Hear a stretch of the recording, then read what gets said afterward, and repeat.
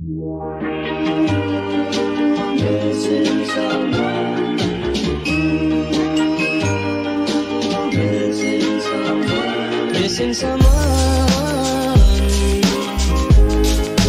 Love with all your heart.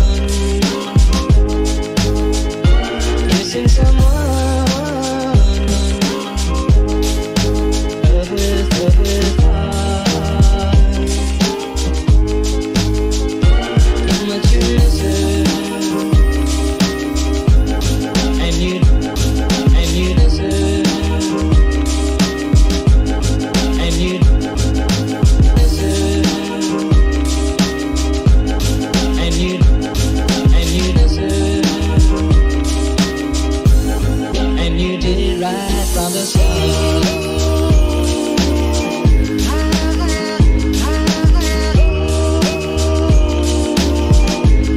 And you did it right from the start.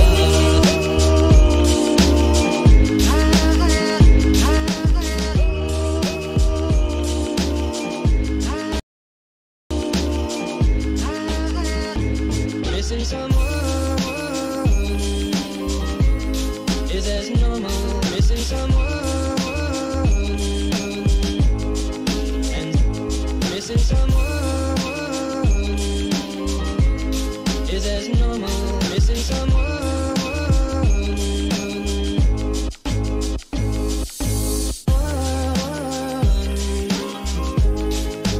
Love with all your heart. Missing someone. Love with heart. Missing someone. Normal. I am sad and so lonely.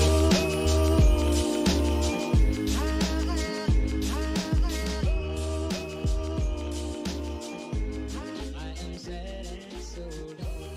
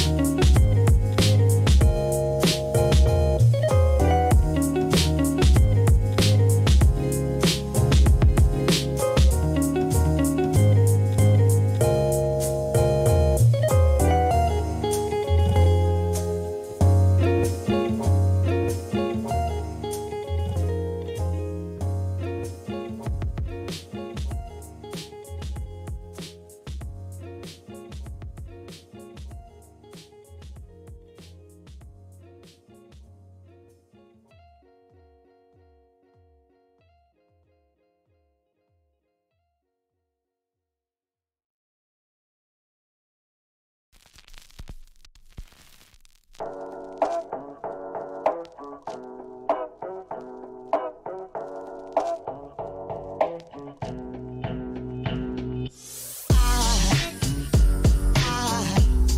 goes a sight from my soul.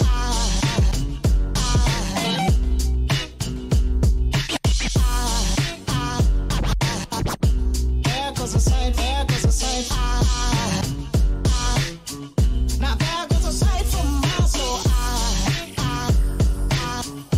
There goes a sight from my soul.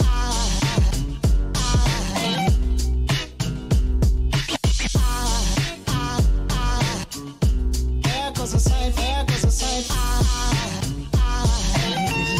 There goes a sight from my soul. I think a fallen angel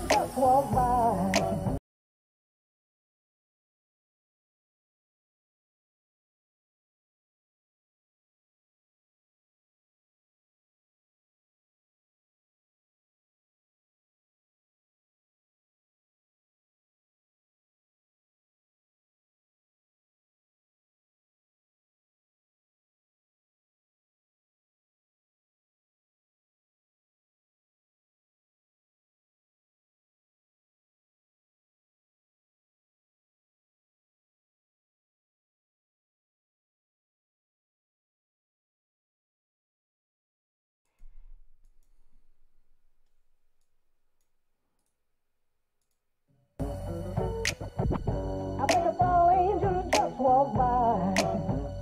I think a fallen angel just walked by. I think a fallen angel just walked by. I think a fallen angel just walked by.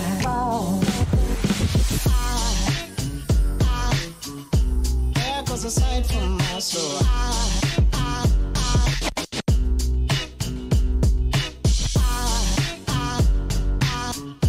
There goes a sight, there goes a sight. Now there goes a sight from my there goes a sight.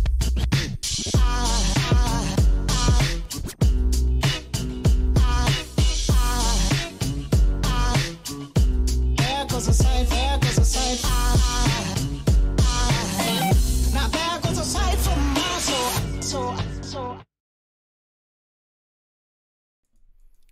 Good morning, everybody.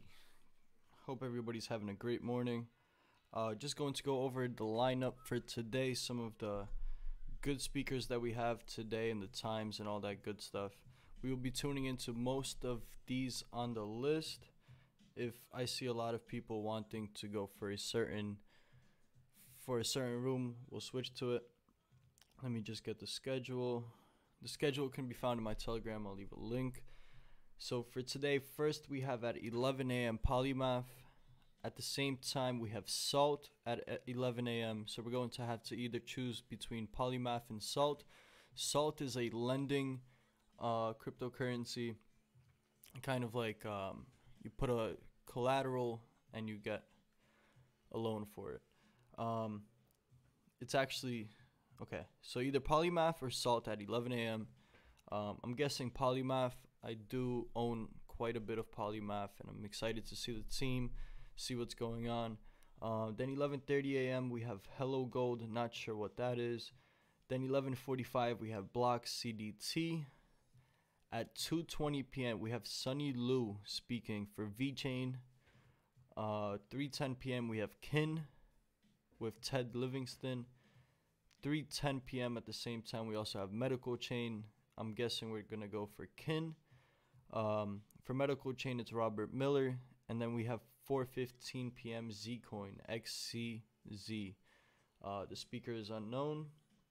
And for the rest of the schedule, click the link in the description. I'll see you guys in roughly about, how long? 34 minutes.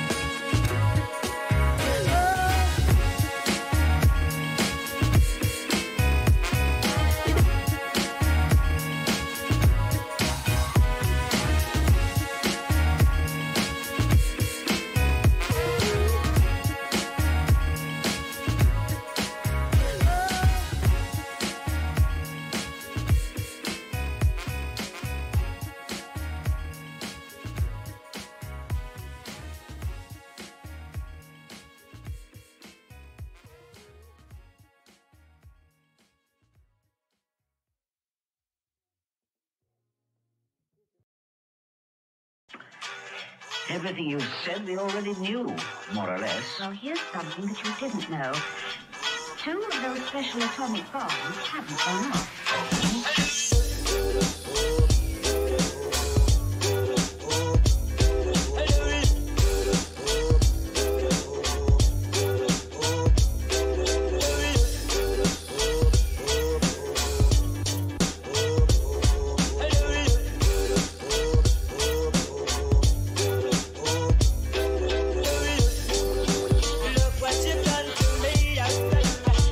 As I can be, hallelujah, so much in love.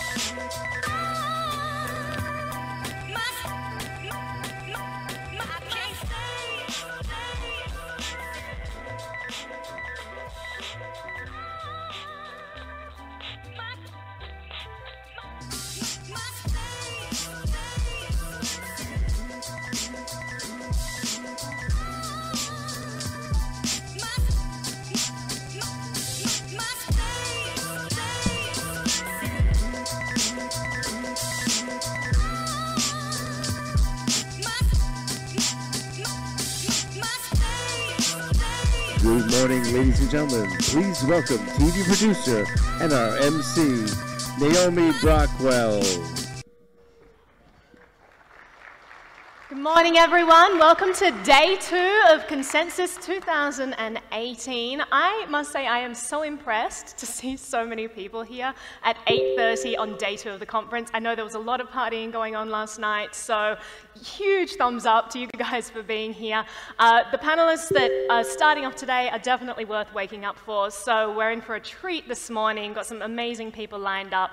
As I mentioned yesterday, this is the largest blockchain conference in history. We've had over 8,500 people sign up. So it's amazing that you guys have all been here as part of this. Who was here on day 1?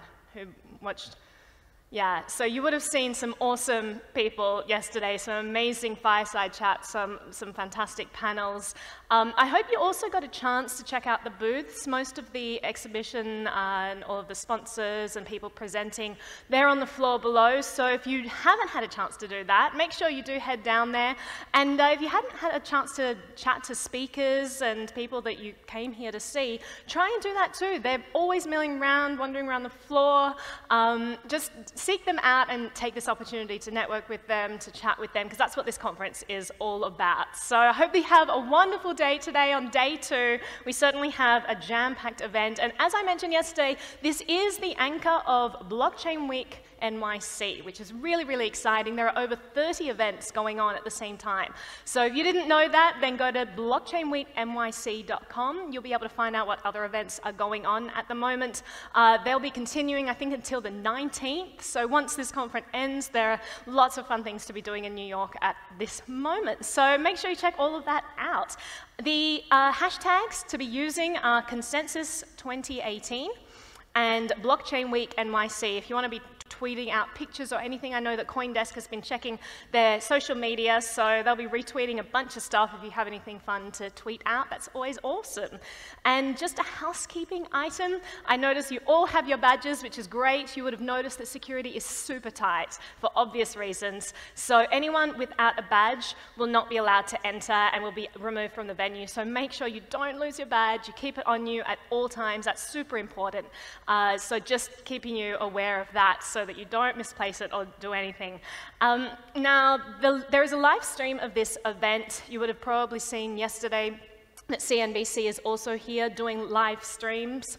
So that's really, really awesome. We're so grateful for them to be here. But if you do have people who wanted to come to the event, who couldn't make it, send them to coindesk.com. There is live streaming all day, not just of the main stage, but of every single event, panel, presentation going on in all different rooms. When we have concurrent tracks, they're all available on coindesk.com. And if you wanted to see someone, but you were in a different room and you missed it, then just head to coindesk.com. All of the videos will be uploaded within a week, so you can check those out if you missed anyone you wanted to see. And that is all from me. I'm not going to use up any more of your time. I would like to go ahead and introduce our opening panel, which is really exciting. We're talking about we're talking about blockchain-enabled intellectual property management. Our moderator is Linda Palchuk, Principal U.S. Financial Services Blockchain Leader, Deloitte. And our panelists are Stephen McKenzie, Senior Counsel, IP&P Litigation, Koch Companies Public Sector, Michael Kruljak, Assistant General Counsel, Patents, Georgia Pacific LLC, and Tim Davies, Senior Director, Risk Optimization, Koch. Please give them a very warm welcome to the stage.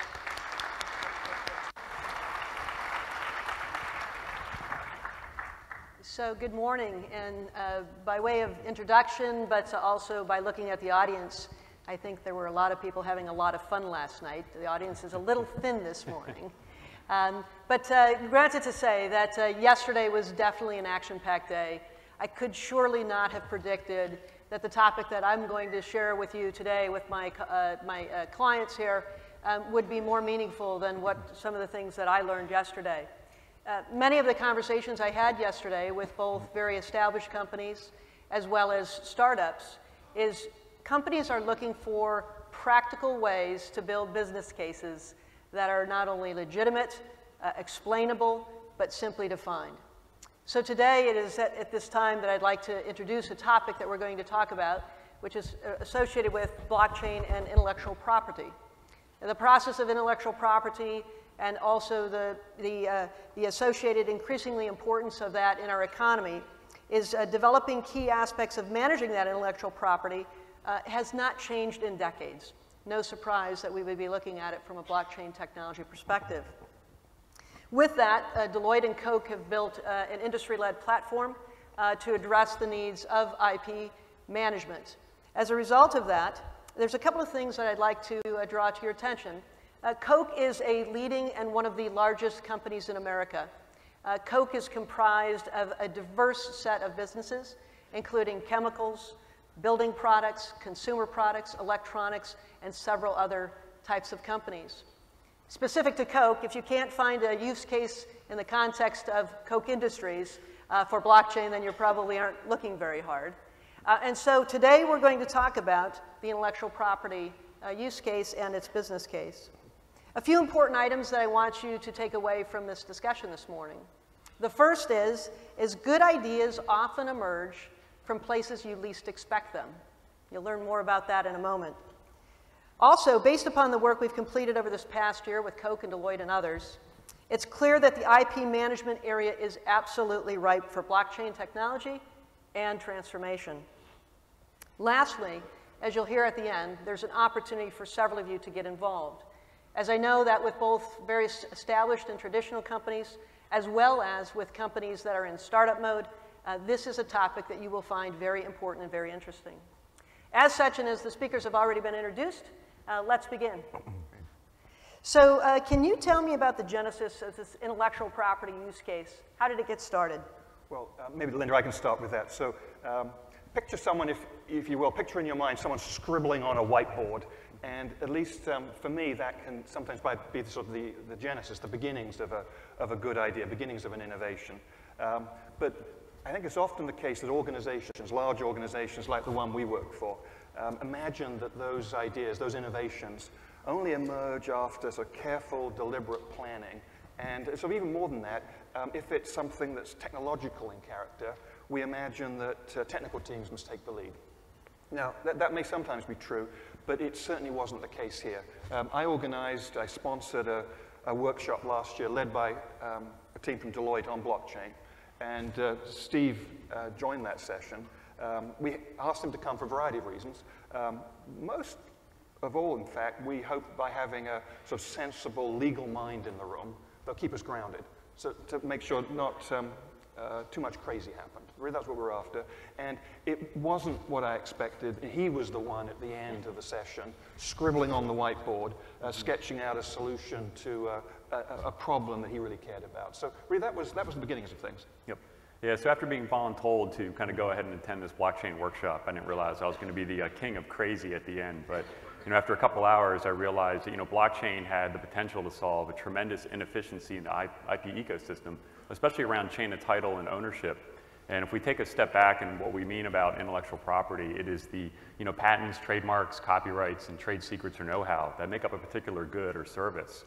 And to put it in economic context, the World Intellectual Property Office has estimated that the value of intellectual property in 2014 accounted for about $5.9 trillion US associated with a particular good. And that makes up about 30% of the revenue. So when you buy that cell phone, 30% of your purchase price is going to the owners of the intellectual property or the licensee of that intellectual property.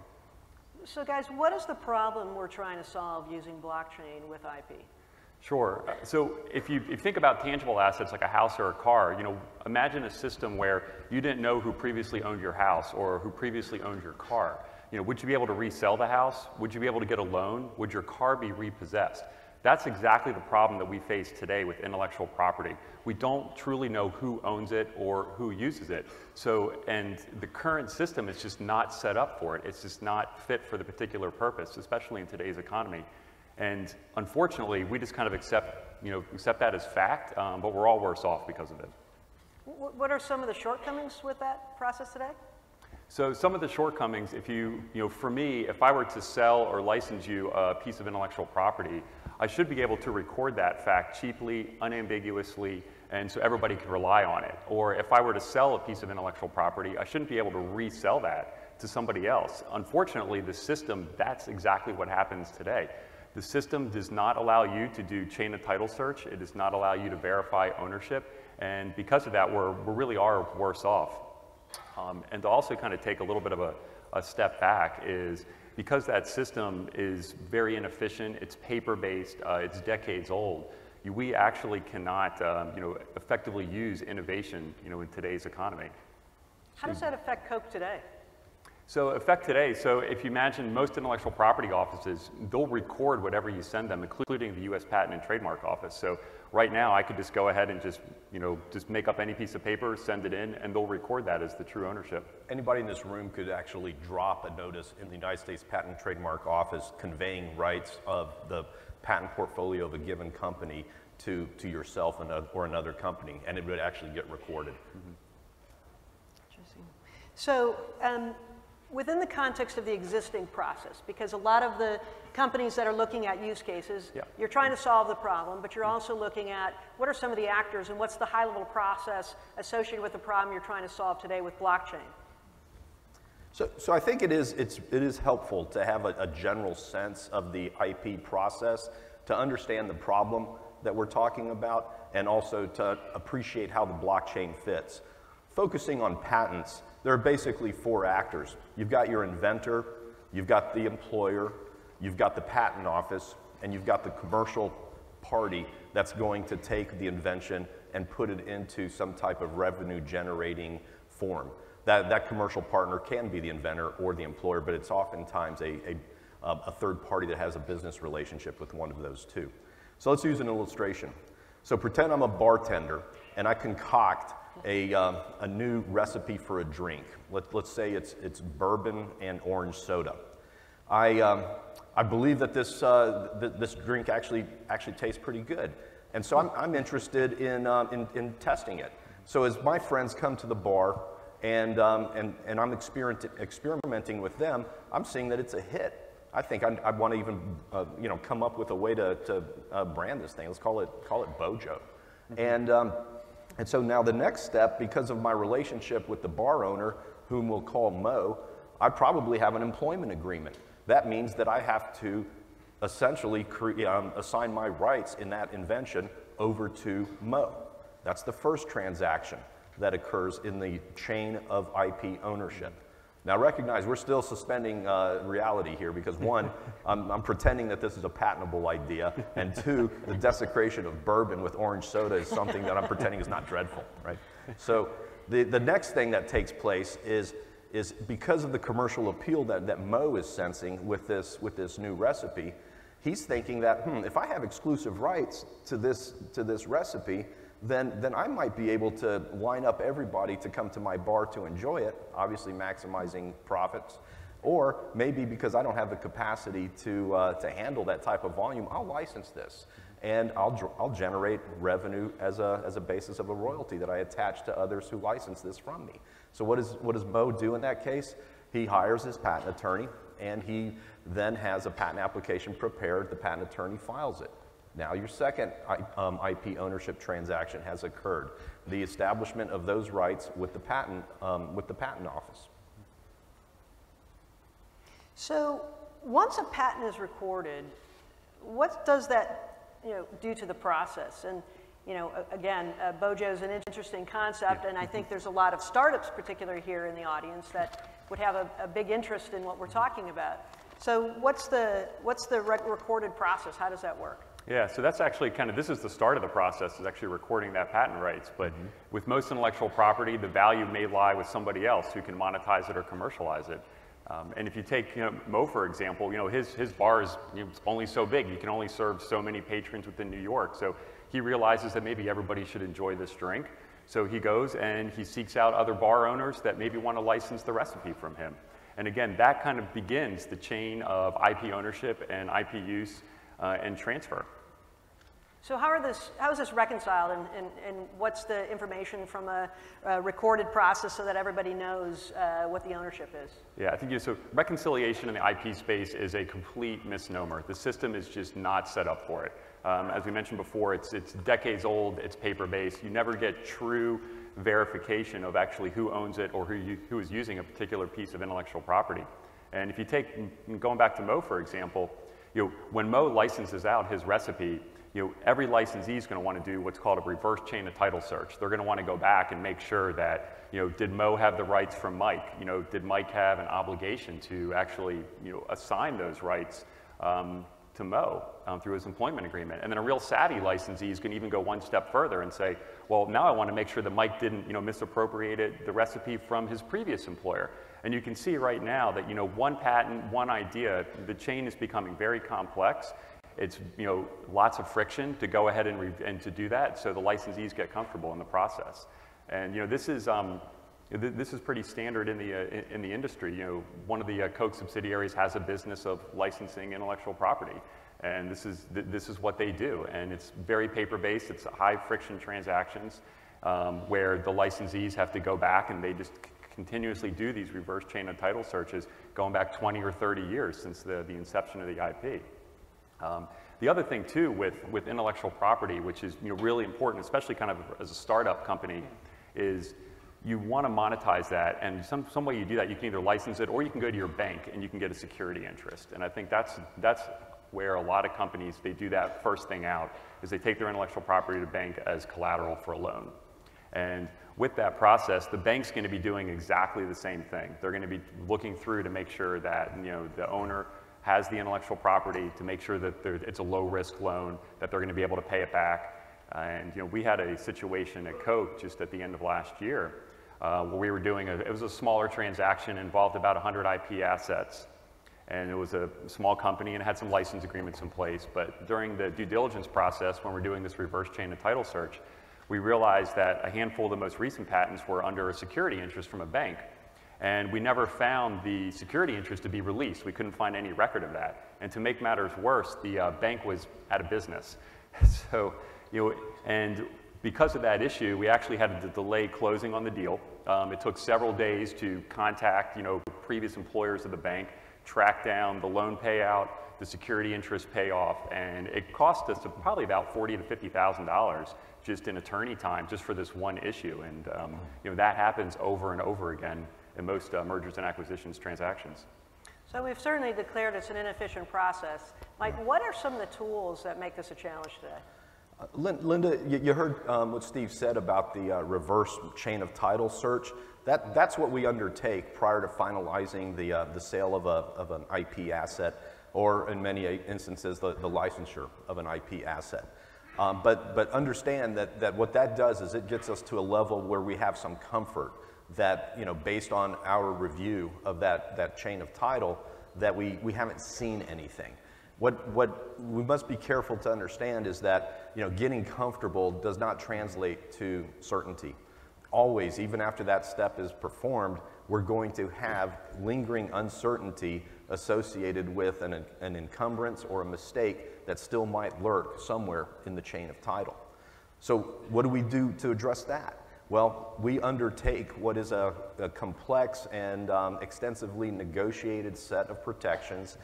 We call them embedded insurance, and many of you know about these. We're talking about representations, warranties, indemnifications, earnouts, holdbacks, set-offs, liquidated damages. The list goes on. And as you could appreciate, this introduces, again, friction into the system. So we're constantly struggling with how we're going to be able to address that type of a situation to get us to the point where we feel we have an acceptable risk. We're battling uncertainty constantly in the system that we presently have. So how do we take this back to the example with Mo? You look at Mo, and he's interested, as you heard Steve say, monetizing Bojo. And as he approaches all of these potential licensees, all these bar owners, they naturally they have uncertainty as their lawyers are starting to look at the transaction. This drags Mo through a thicket that frankly will get him to the point where he very well may regret that he had ever pursued a patent in the first place. There's so much friction that oftentimes a well-intended and would-be transaction comes to a grinding halt. We can do better than that. Yeah, so Steve, what do you think the blockchain technology, what's it going to look like? What's IP going to look like in that blockchain world? I think the best thing about blockchain is we have the ability to actually fix the problem. before, this is not an incremental improvement, this is a wholesale fix. And what we've been doing for the past year is we're looking to build a industry-led consortium to develop a platform based on permission blockchain, smart contracts, and with the goal of really reducing transaction costs, reducing friction, and really starting from the inception of the idea, going all the way back to the individual inventor or creator.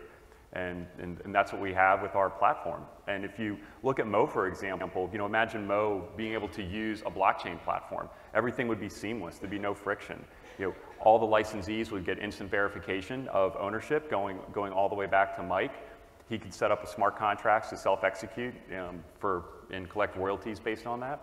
And then also too as well, the bank, when they go ahead and they put a security interest, that'll again be a self-executing contract. So once Mo pays off the loan, that contract just gets instantly put onto the blockchain that it's been paid off, so there's no cloud on the IP. And that's the system that we have in place. And for a lot of companies that are trying to figure out how to implement the blockchain technology, there's always the question is where does the data come from, particularly for well-established companies like yourself. So where would that data come from in this case? Well, the good news, Linda, is we have it. I mean, the data is already at our disposal. Current IP management systems are perfectly designed to capture information pertaining to the inventor, to the employer, to the IP assets themselves, to the M&A transactions implicating IP assets as well as licenses. What we need to do, though, is repurpose that information so it can be used on a permission blockchain in conjunction with smart contracting functionality. If we move away from the paper system that we presently have that shackles us and utilize smart contracting functionality, we're going to be able to introduce efficiencies, accuracy, transparency into the system that no doubt will result in a much improved system over what we presently have. We have a second value proposition in that regard too. Because of the removal of this friction, we believe that there will be emerging opportunities, insights that we don't even appreciate at this point, but we've started to contemplate to some extent. We think that will be possible too. Are there some examples of some transactions you can call out? I take it back to licensing. I mean, I look at the classical systems we presently have in place. When it comes to negotiating and structuring royalty rate schemes, we are generally constrained to mild variations of set or fixed fees at set intervals. And that doesn't allow for a lot of adaptability for true market conditions. So if you imagine smart contracting functionality in the way that we could have self-executing provisions extracted from the key provisions of a license agreement, you could see where all of a sudden we're opening corridors that we have only considered, but we never have been able to implement in a classical regime that we presently have in the licensing practices that we currently employ. A semiconductor license as an example. We could see a dynamic tracking of a royalty rate in, across the semiconductor industry for other semiconductor pricing associated with like royalties and like licenses. And you can have self-executing payment attached to that in a fluid manner. Look at Mo's, let's take it back to Mo one more time. And in his case, let's assume that licensees have particular hypersensitivity around cost of goods. And there's one key ingredient, orange soda, that might be subject to price fluctuation. If it happens to spike and there's a fixed royalty rate, then that licensee is going to get pinched to the point where the economic value disappears. So that's going to probably lead in many instances to the prudent licensee not going forward with an agreement at all, and it doesn't get executed. Economic waste. So if you had instead a moving or floating rate that pegged the movement of price fluctuations with a key ingredient, then you have an economically mutual beneficial situation for both parties, and you could see that type of licensing going forward when instead it oftentimes gets dragged to the ground and doesn't. That's interesting. as we've talked about, not only throughout the last several months, but surely for the audience, it's getting to that practical business case. Yeah. And what are some of the real economic benefits? There's a lot of great ideas out there. Some ideas aren't necessarily blockchain enabled, yet we pursue those ideas. So can you tell me a little bit about the economic benefit, as I talked about at the beginning, the real business case, the pragmatic solution? Okay, well, let me answer that. So we are a for-profit organization, which is true of many other people in the room here. So let me talk about that. So we see kind of value coming from a number of different categories, both cost savings, I think you've heard a little about those, and revenue opportunities. But let's sort of think over sort of the short term for the platform. An organization like ours would see a reduction in costs associated with transferring, signing and licensing intellectual properties, reduction in costs in that category.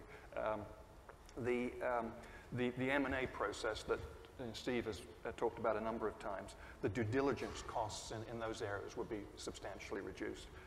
And then it's also important, I think, when we've got greater visibility and verifiability from the platform, the sort of embedded insurance that Mike talked about, requirements in contracts that are designed to compensate for potential shortcomings in title. The need for those would be reduced, and that in turn would reduce costs in terms of legal time and other issues. So the cost both negotiating and enforcing those kind of agreements. And then something we haven't talked about is the current system, which is paper-based and siloed, is rife with errors. And the platform would help, maybe not entirely eliminate, but much reduce those. So in combination, those areas of cost savings for an organization like ours, and would be one user, of course, it would be true with many other users, would run on an annual basis. It's a little hard to estimate, but it would be in the millions of dollars every year. And that's before taking into account the additional revenue opportunities and new transactions, like the ones Mike mentioned a few moments ago, that would be enabled by the platform. So that's part of an answer. I think something else I should also mention before we move on is that, I answered that question in terms of organizations like ours, large companies, but I think it's really important that it's smaller companies too that benefit from this platform. It's entrepreneurs, like Mo and like Mike, they too would benefit, at least on a proportional basis.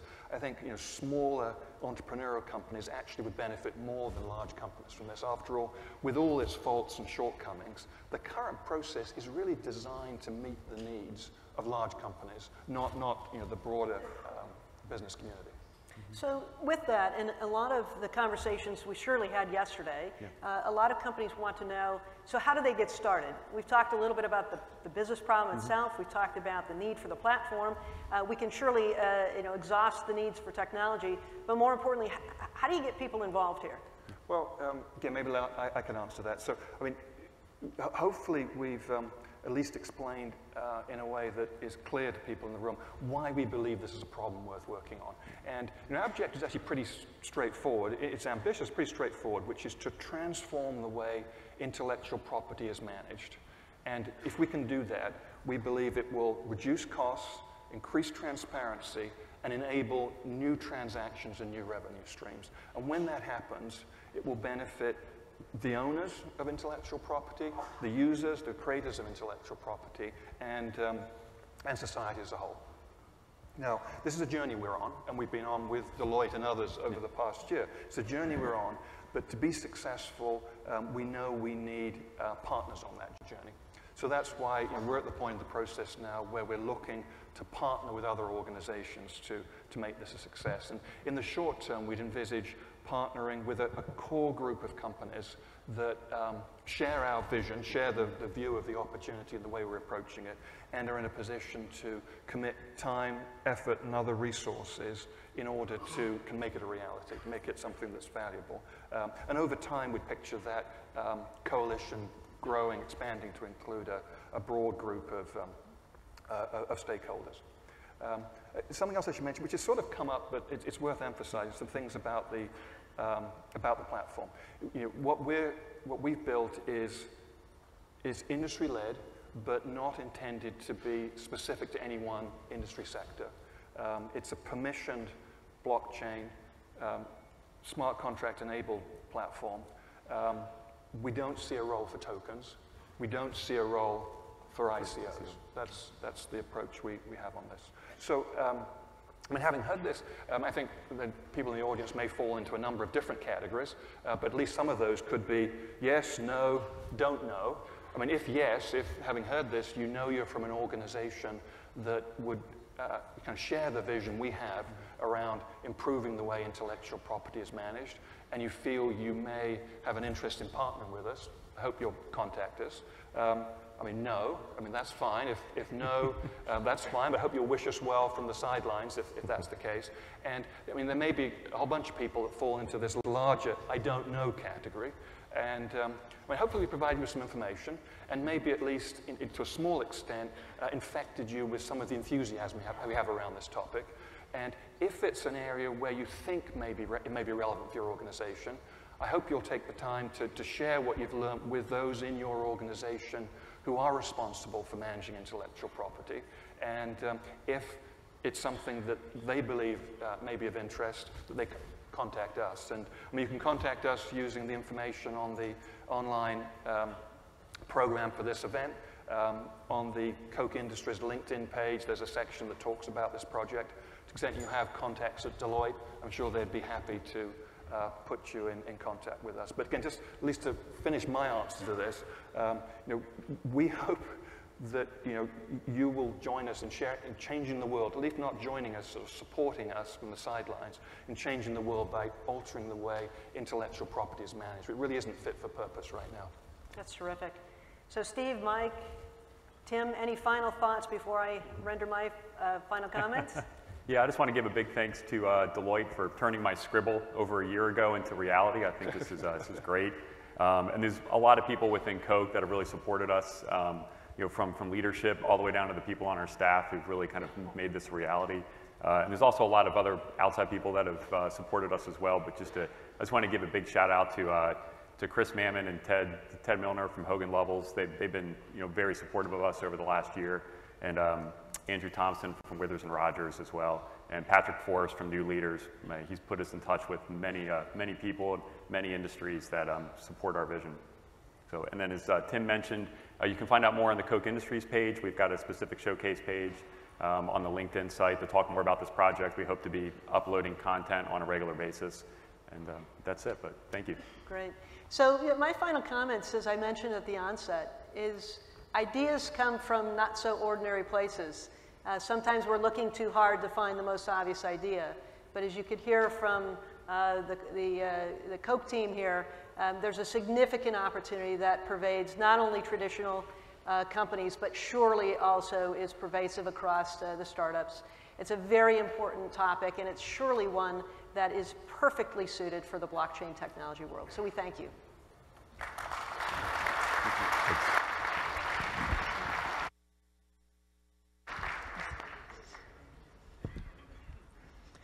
Up now, we're going to be talking about rewiring trust, enabling enterprise networks and a token-driven economy. I'd love to invite onto the stage Bridget Van Kralingen, who's the Senior Vice President, Global Industries, Platforms and Blockchain at IBM.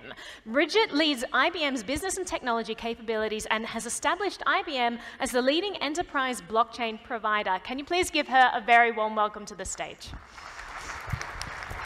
Thank you. Thank you so much. So I'm going to invite you to reflect and remember the time when you first realized that what you didn't work could help change the world and make the world better, because I know that's why you're here today at this blockchain symposium. I saw that and felt that about 15 years ago when I convinced our CEO at the time for IBM to sponsor microfinance. 40% of the world's population is unbanked. The fastest way to take people out of poverty is giving them an ability to set up a business. Microfinance has been proven to take that 40% and move them quickly into economic development and out of poverty. And by the way, for all the blockchain bros here, microfinance is for mavens, microfinance mavens. 80% of every dollar lent during microfinance is spent on, for women, is spent on education, business, insurance, aka social good. 80% of every dollar loaned to men, primarily in Africa where a lot of microfinance occurs, is spent on personal consumption. So blockchain, for all of us here, and microfinance are definitely going to have gender diversity at the end of it. So I got excited about microfinance. I thought, hey, this will take people out of poverty. For those of you that can recognize I don't have a New York accent, I grew up in apartheid South Africa. My parents moved there when I was a teenager. And I became an industrial psychologist because I saw that when people worked and had education, they got inclusion and they got empowerment. But it's hard to scale psychological and organization development interventions. Microfinance had that potential. But guess what? For all IBM's work 15 years ago with microfinance, building open source code, donating free programs to scale microfinance, it couldn't scale. It couldn't scale. My dream is that microfinance and acceleration of business and empowerment scales. With blockchain, we can do that. Last week, IBM announced with Twiga, a microfinance organization in Kenya, that we have issued over 220 loans on a blockchain. And the blockchain doesn't just issue, partition, and allow for payment and execution of the loan. It actually allows the trader, the vendors, these are street vendors, mobile phone to record their payments, their history, their purchases, and figure out microcredit scores. So on a blockchain, we can figure out microcredit, which typically would be done by a physical group. It can scale. With blockchain, microfinance can scale. So that's when I figured out that the work I'm doing together with all of you and our team at IBM can change the world, because blockchain can scale transparency, can scale credit, can scale payment, and can increase massively the trust and efficiency in our world. Trust is at an all-time low in the world today, and blockchain has the power to be an OS for trust. Why do I say that? I'm going to tell you about the work that IBM's doing. To build an operating system for trust with blockchain means that blockchain needs to be open. Open for innovation, open for architecture, open standards, and open source. That's the belief we have, and that's the way we're building and working with blockchain. Secondly, it needs to accommodate all sorts of use cases, from tokens to individual developers starting up networks to massive organizations who might want to change the supply chain. So we're working to try and facilitate that. And thirdly, as I started, it needs to be for good. Blockchain can be for social good. And in fact, Stanford just came out with a survey where over 190 projects around the world that are just there only for social good. And I'll argue most of the enterprise projects and your projects are ending up in social good anyway. But those that are totally for the purpose of social good, 80% of them have a level of social good that has not been seen before because of the point of transparency and trust. And I'm going to bring up two guests today who are going to actually demonstrate in their partnership how strongly blockchain can help social good. So I'd like to really start on the technology, because that's what a lot of us and you care about today. And there's been a lot of discussion over the last couple of days, and a lot of debate I've heard around, crypto versus non-crypto cases. It's both, right? The technology really needs to drive for both. And so the way that we have built the IBM blockchain is to drive transparency, scalability, security, and privacy, but in a very open way for business and for developers. Like the internet, we believe that with open source, open governance, and open standards, we will get scale. So this is incredibly important for us, for you, and for all the businesses that are using blockchain, that open innovation, open architecture, and open standards inform everything we do together, driven off our understanding of the enterprise and of developers. So what does that mean? For us, permissioned equals both public and private blockchain. So we are very strongly focused on permissioned blockchain for both public and private uses. Why? For running a business, generally, networks need known actors. They need independent and self-sovereign standards for identity. Really important, known actors in a network drive business. And so when we think about what that means and how that plays out, IBM has taken an approach of being network agnostic.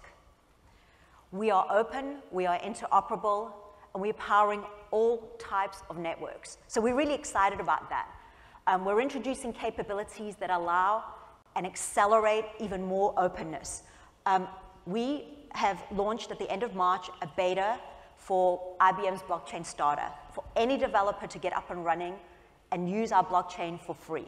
This GAs next month, and we're really excited to announce not just is it open to anyone and open for a community, it's also open to operate on multiple types of clouds. On any cloud, we will support on our blockchain.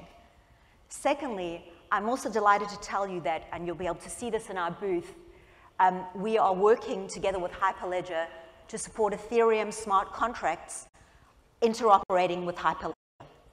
So an ability for those together and convert together. And we're fully committed. Please go to our booth to see that demonstration. I think you're going to find it very excited as we convert from public to private in terms of contracts. For Hyperledger, we are fully committed to growing this community.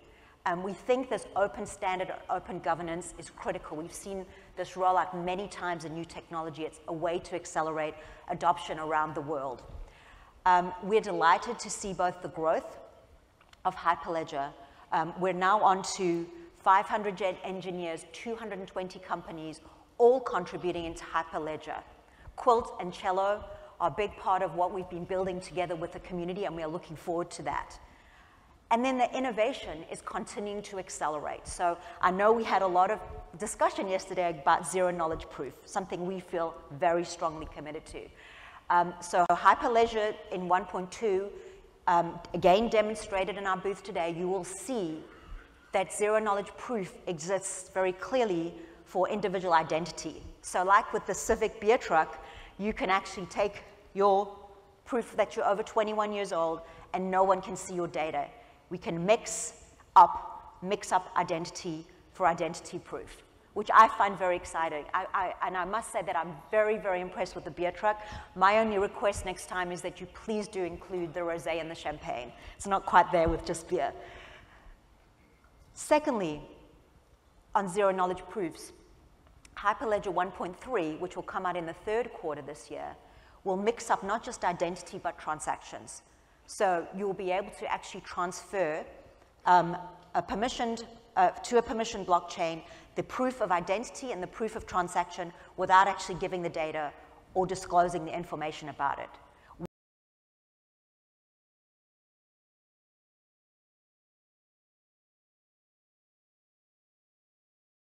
I think that is going to be huge, and we're very, very excited about capability and a contribution.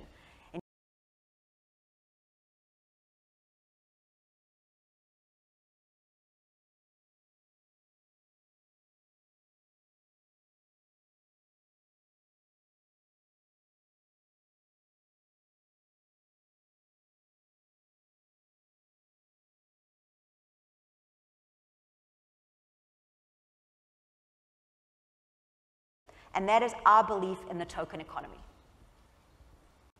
ICOs are now at 4 billion, we know that. But what's also true is that by 2025, 5 to 10-fold increase in the size of blockchain applications around the world, into the trillions of dollars, as big inter-organizational, inter-business, inter-person networks get disrupted, and trust and transparency starts to be the currency of the digital economy. It'll be huge. And we actually see that the dominant growth share will be around tokens and digital currency. So we've been working with a number of partners and developers to support that digital currency. One of the examples I'm really excited about, in line with my premise and my belief that the world's unbanked, banking the unbanked will help speed the economy up, is around cross-border payments, which we're working with ClickX and Stellar, using Lumens as an asset bridge on very low traded currency corridors. We've been able to get payments So if I work in the US and I want to transfer to my family in Fiji, I can now transfer those payments in seconds versus 45 days today. Again, if you think about the kinds of people that are sending money to either small businesses, to personal, to support family across these payment corridors that do not have access to normal payments mechanisms because they're too expensive and too slow, blockchain can change the game. So I'm incredibly excited about the work that's still to come with tokenization and the token economy. Now, a number of the ventures and projects and programs that we've been driving are coming into fruition, and one I'm so excited about today is our announcement that went out this morning about our partnership with Viridium. I have the chairman of Viridium here today with me, Todd Lemons, and for those of you that don't know, Viridium basically is around carbon and carbon trading for a sustainable world and figuring out how to do carbon offset, which is very complicated, much quicker so that more people can use it. And we can actually together collectively drive sustainability. So Todd, I'm going to invite you up as the founder of Viridium to come and tell us about the work we're doing. Welcome. Thanks, Bertie. Thank you for having me. You're welcome. So since the time is short, we're going to stay standing and talk together. So for those of you that don't know, Todd has lived for 25 years outside of America. Almost 28. Almost 28. So I'm a newbie. Yeah, I'm the one with the accent who's become New Yorker, and he's the newbie readjusting back to American life. Exactly. So tell us about Viridium and the parent company Envision. So Envision has been incubating companies around specific environmental challenges for over 25 years. Of some note, one of those companies we founded 10 years ago is called Infinite Earth. And Infinite Earth authorized the first set of forest carbon accounting protocols known as REDD+. And REDD+ is now embodied in the Paris Agreement. And as such, we also developed the first project validated under those protocols and one of the largest producers of REDD+ credits.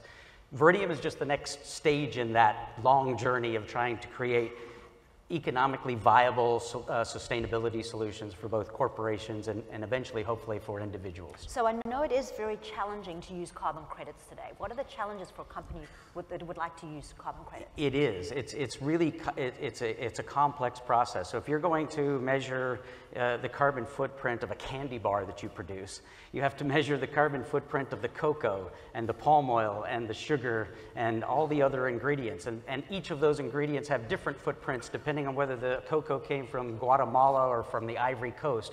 And so what happens is that we see that companies get mired in all of this detail that is eventually becomes cost prohibitive and just resource prohibitive. They can spend years trying to accurately identify. That's right. So how will IBM and Viridium work together then to solve that?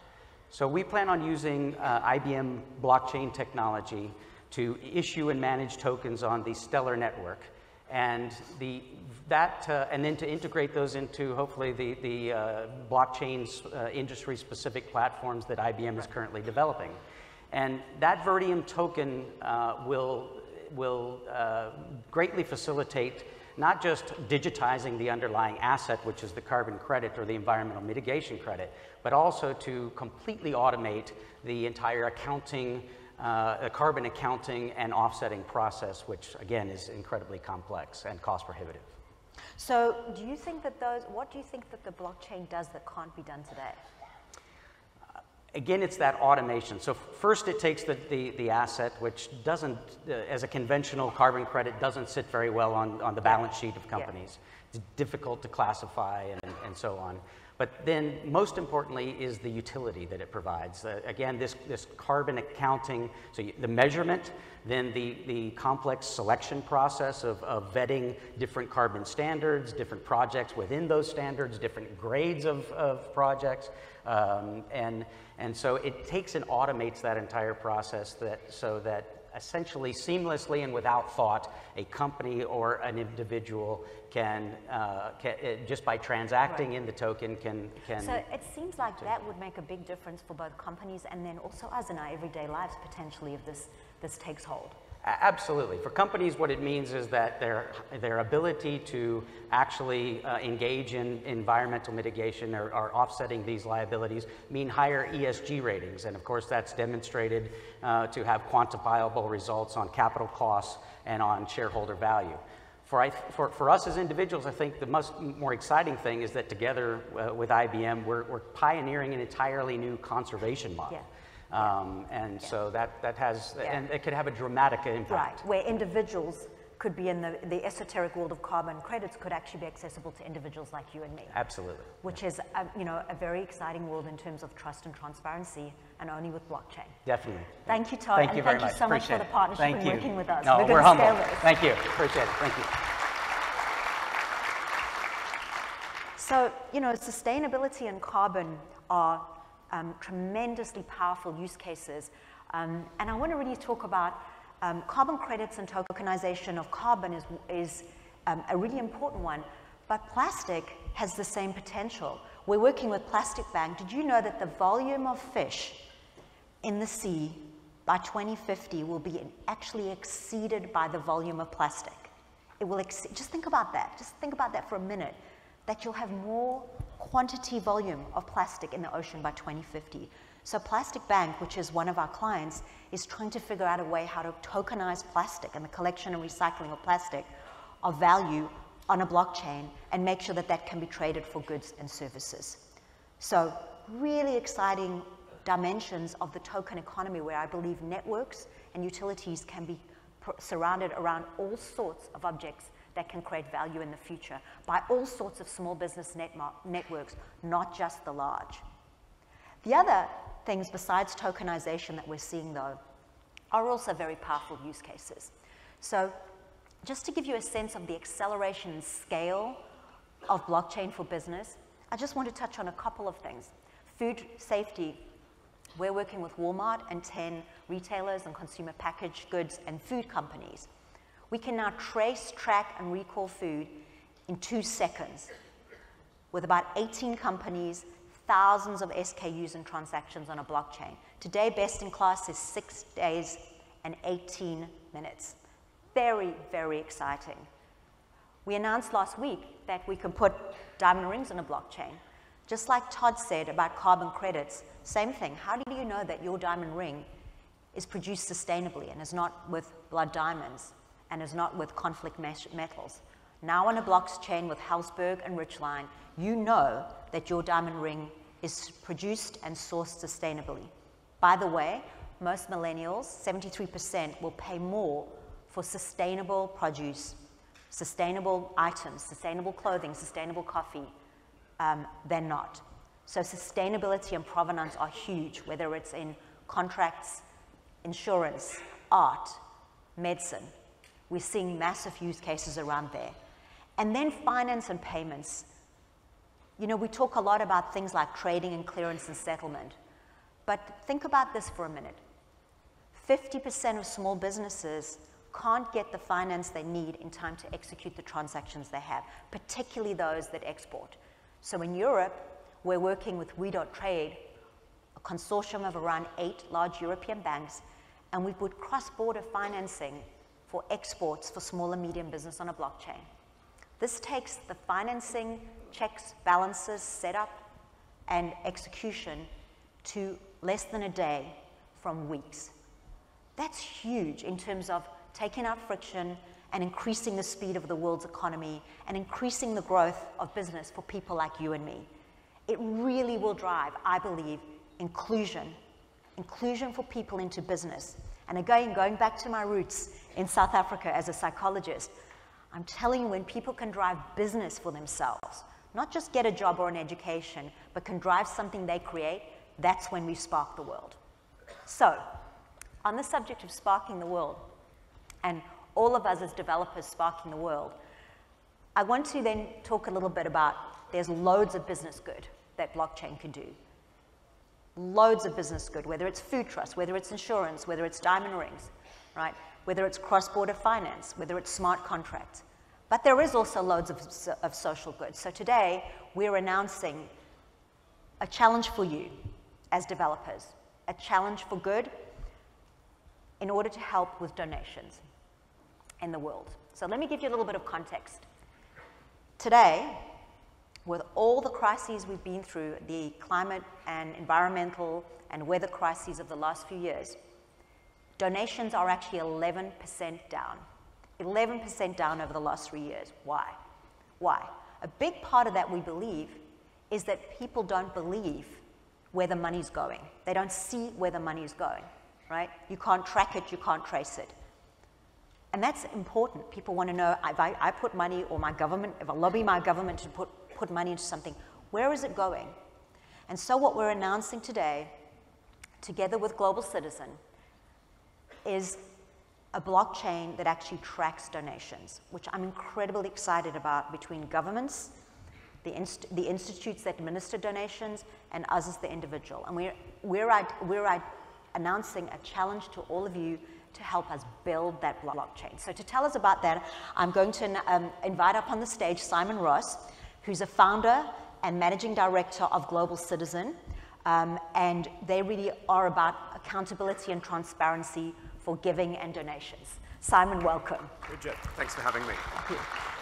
So Simon and I share a common lifespan, again, across multiple continents. Do you want to?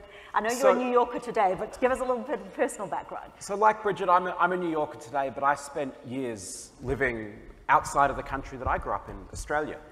I started there wanting to know how, living at the arse end of the world, I was connected to everything else. And what I'm really excited about is we can move people in a day to the other side of the planet. We can move ideas and money incredibly quickly. But when it comes to really changing the world, whether it's the person you met when you're on holiday in the Caribbean or on safari in Africa, or whether it's responding to a disaster you saw for the first time on TV, so often we respond immediately and then we wait. And we wait. And then another disaster happens, and then we give again, and we're still waiting to find out what happened the first time. And it's not that we can't work it out, it's that we haven't taken the time collectively to look at how to do it. So I'm really excited about what we're announcing with IBM and everyone here today, to try and start asking the question, how can blockchain unlock that and unpack that for us? Yeah. So tell us then about Global Citizen, just the mission and the challenges that you face. So Global Citizen's vision is a world without extreme poverty by 2030. It seems like a lofty goal, but over the last 25 years, the number of people living in extreme poverty has plummeted from about 40% of the world's population back in the 1980s to less than 10% today. Kanye West, very helpfully last night, tweeted about a thing called the Sustainable Development Goals, a set of 17 goals that the UN agreed that if we went through and delivered by 2030, we'd have a world that I think all of us would be proud to live in, a world that had tackled inequality, a world where every child could go to school, could thrive, could make sure they didn't die from a preventable disease. Our work at Global Citizen is all about helping citizens call on their governments, use their own voices, call on the companies they shop and work through to make sure they're doing what they can to help deliver those 17 goals. So we've mobilized millions of people to take tens of millions of actions over the last 5 years. They've helped to unlock $35 billion worth of financial commitments to help invest in education, in clean water and sanitation, in gender equality. And really, we're here today because I have a team working with the teams at PricewaterhouseCoopers who track that. And the frequency with which they go and ask the people who've made these big $100 million promises, what did you do with the money once you promised it? They say, we'll tell you in a year. And I just don't think trust can wait a year. If we know that the money has left, we know that it's supposed to go from here in America, maybe to somewhere in Nairobi, then to a district, then to a school, then ultimately to a teacher so that they've got the extra salary support they need to not have a second job and make sure their focus is on helping the kids in their community, not on just trying to put bread on their own table. I don't want to have to wait a year to work that out. And so we're really interested in asking, how can we track that faster? How can we track that better? Both for the $35 billion that we're trying to keep a track of now, but for the $150 billion a year that collectively we put through foreign aid and individual donations into helping make the world a better place as a community of global citizens. Yeah. So Simon, I mean, how can blockchain help that in your view? I loved the example we just saw. We could go from weeks to days, days to minutes. There's no reason we can't see the same supply chain improvements in the way that donations made by you and I to our favourite charities, or the way that when our government gives in our name, we can track where their money goes. Right now, we can do it if you're giving money to someone like UNICEF and they're buying vaccines, because there's only a few people.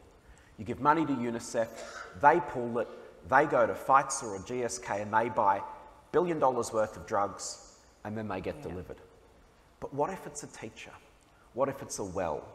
What if it's microfinance, where we're talking about millions of tiny transactions that right now we have these archaic, often not even Excel spreadsheets that the world uses to track and send monthly, quarterly, or annual reports. For me, the value of blockchain, the use of the ledger, the trust that's so often missing in how we give money could, I think, be, if not completely restored, then significantly improved. Because I don't know about you, Bridget, but I want a world where if I make a donation, I know that it's making and doing good tomorrow, not in 6 months' time, when eventually I get hit up for money again. Yeah, and for a person that you can touch and feel. So let's talk about the challenge accepted, Blockchain for Good, our challenge together. So what we're looking for is help working out how to do this. We're really clear on the problem. We're not blockchain experts. This is where we need all of your help to look at how to do this. So we've put together a small and we think relatively simple proof of concept that we would love to see people help us solve over the coming weeks and months, so that we, as we start doing more and more of these campaigns, can start looking for how do we get really clear proofs of concept, then case studies up that can prove that blockchain can really actually help track, speed up the tracking, as well as increase the trust that's related to how these bits of aid, donations or foreign government aid get delivered. Great. So what are you looking for with submissions? So what we'd love from everyone here is to go to the website, check it out. You can go to the IBM blockchain Twitter and find out more about what's going on. And what we'd really like to see is as many people as possible here today joining in the conversation, knowing that this isn't just going to be one person solving it, it's going to be lots of ideas coming together to help see that when we use the potential that blockchain has, we can actually solve some really big problems, but we can also solve some really small specific problems that we know at scale will ladder up to something pretty transformative. Because if we could see, even if it was just $1 billion a year, better tracked, the unlocking effect that will have on trust, on individual donations, on government's willingness to do things, I think would be pretty profound. So we're going to be running this challenge together for the next 30 days. So our ask of you is to get onto the website. You can find more information at the IBM booth as well, and really start working with us to help us build this. We do believe this is something that is game-changing and probably years more to work on. So just getting started on this and on this meaty, intractable problem heretofore is, I think, something that we can actually do together. So I'm going to ask you please to join us. We've got 30 days for this challenge. We've got prizes at the end. We've got support of the business models you build. So we'd love to run together. Simon, thank you for joining us, and thank you for the work you do. Cheers.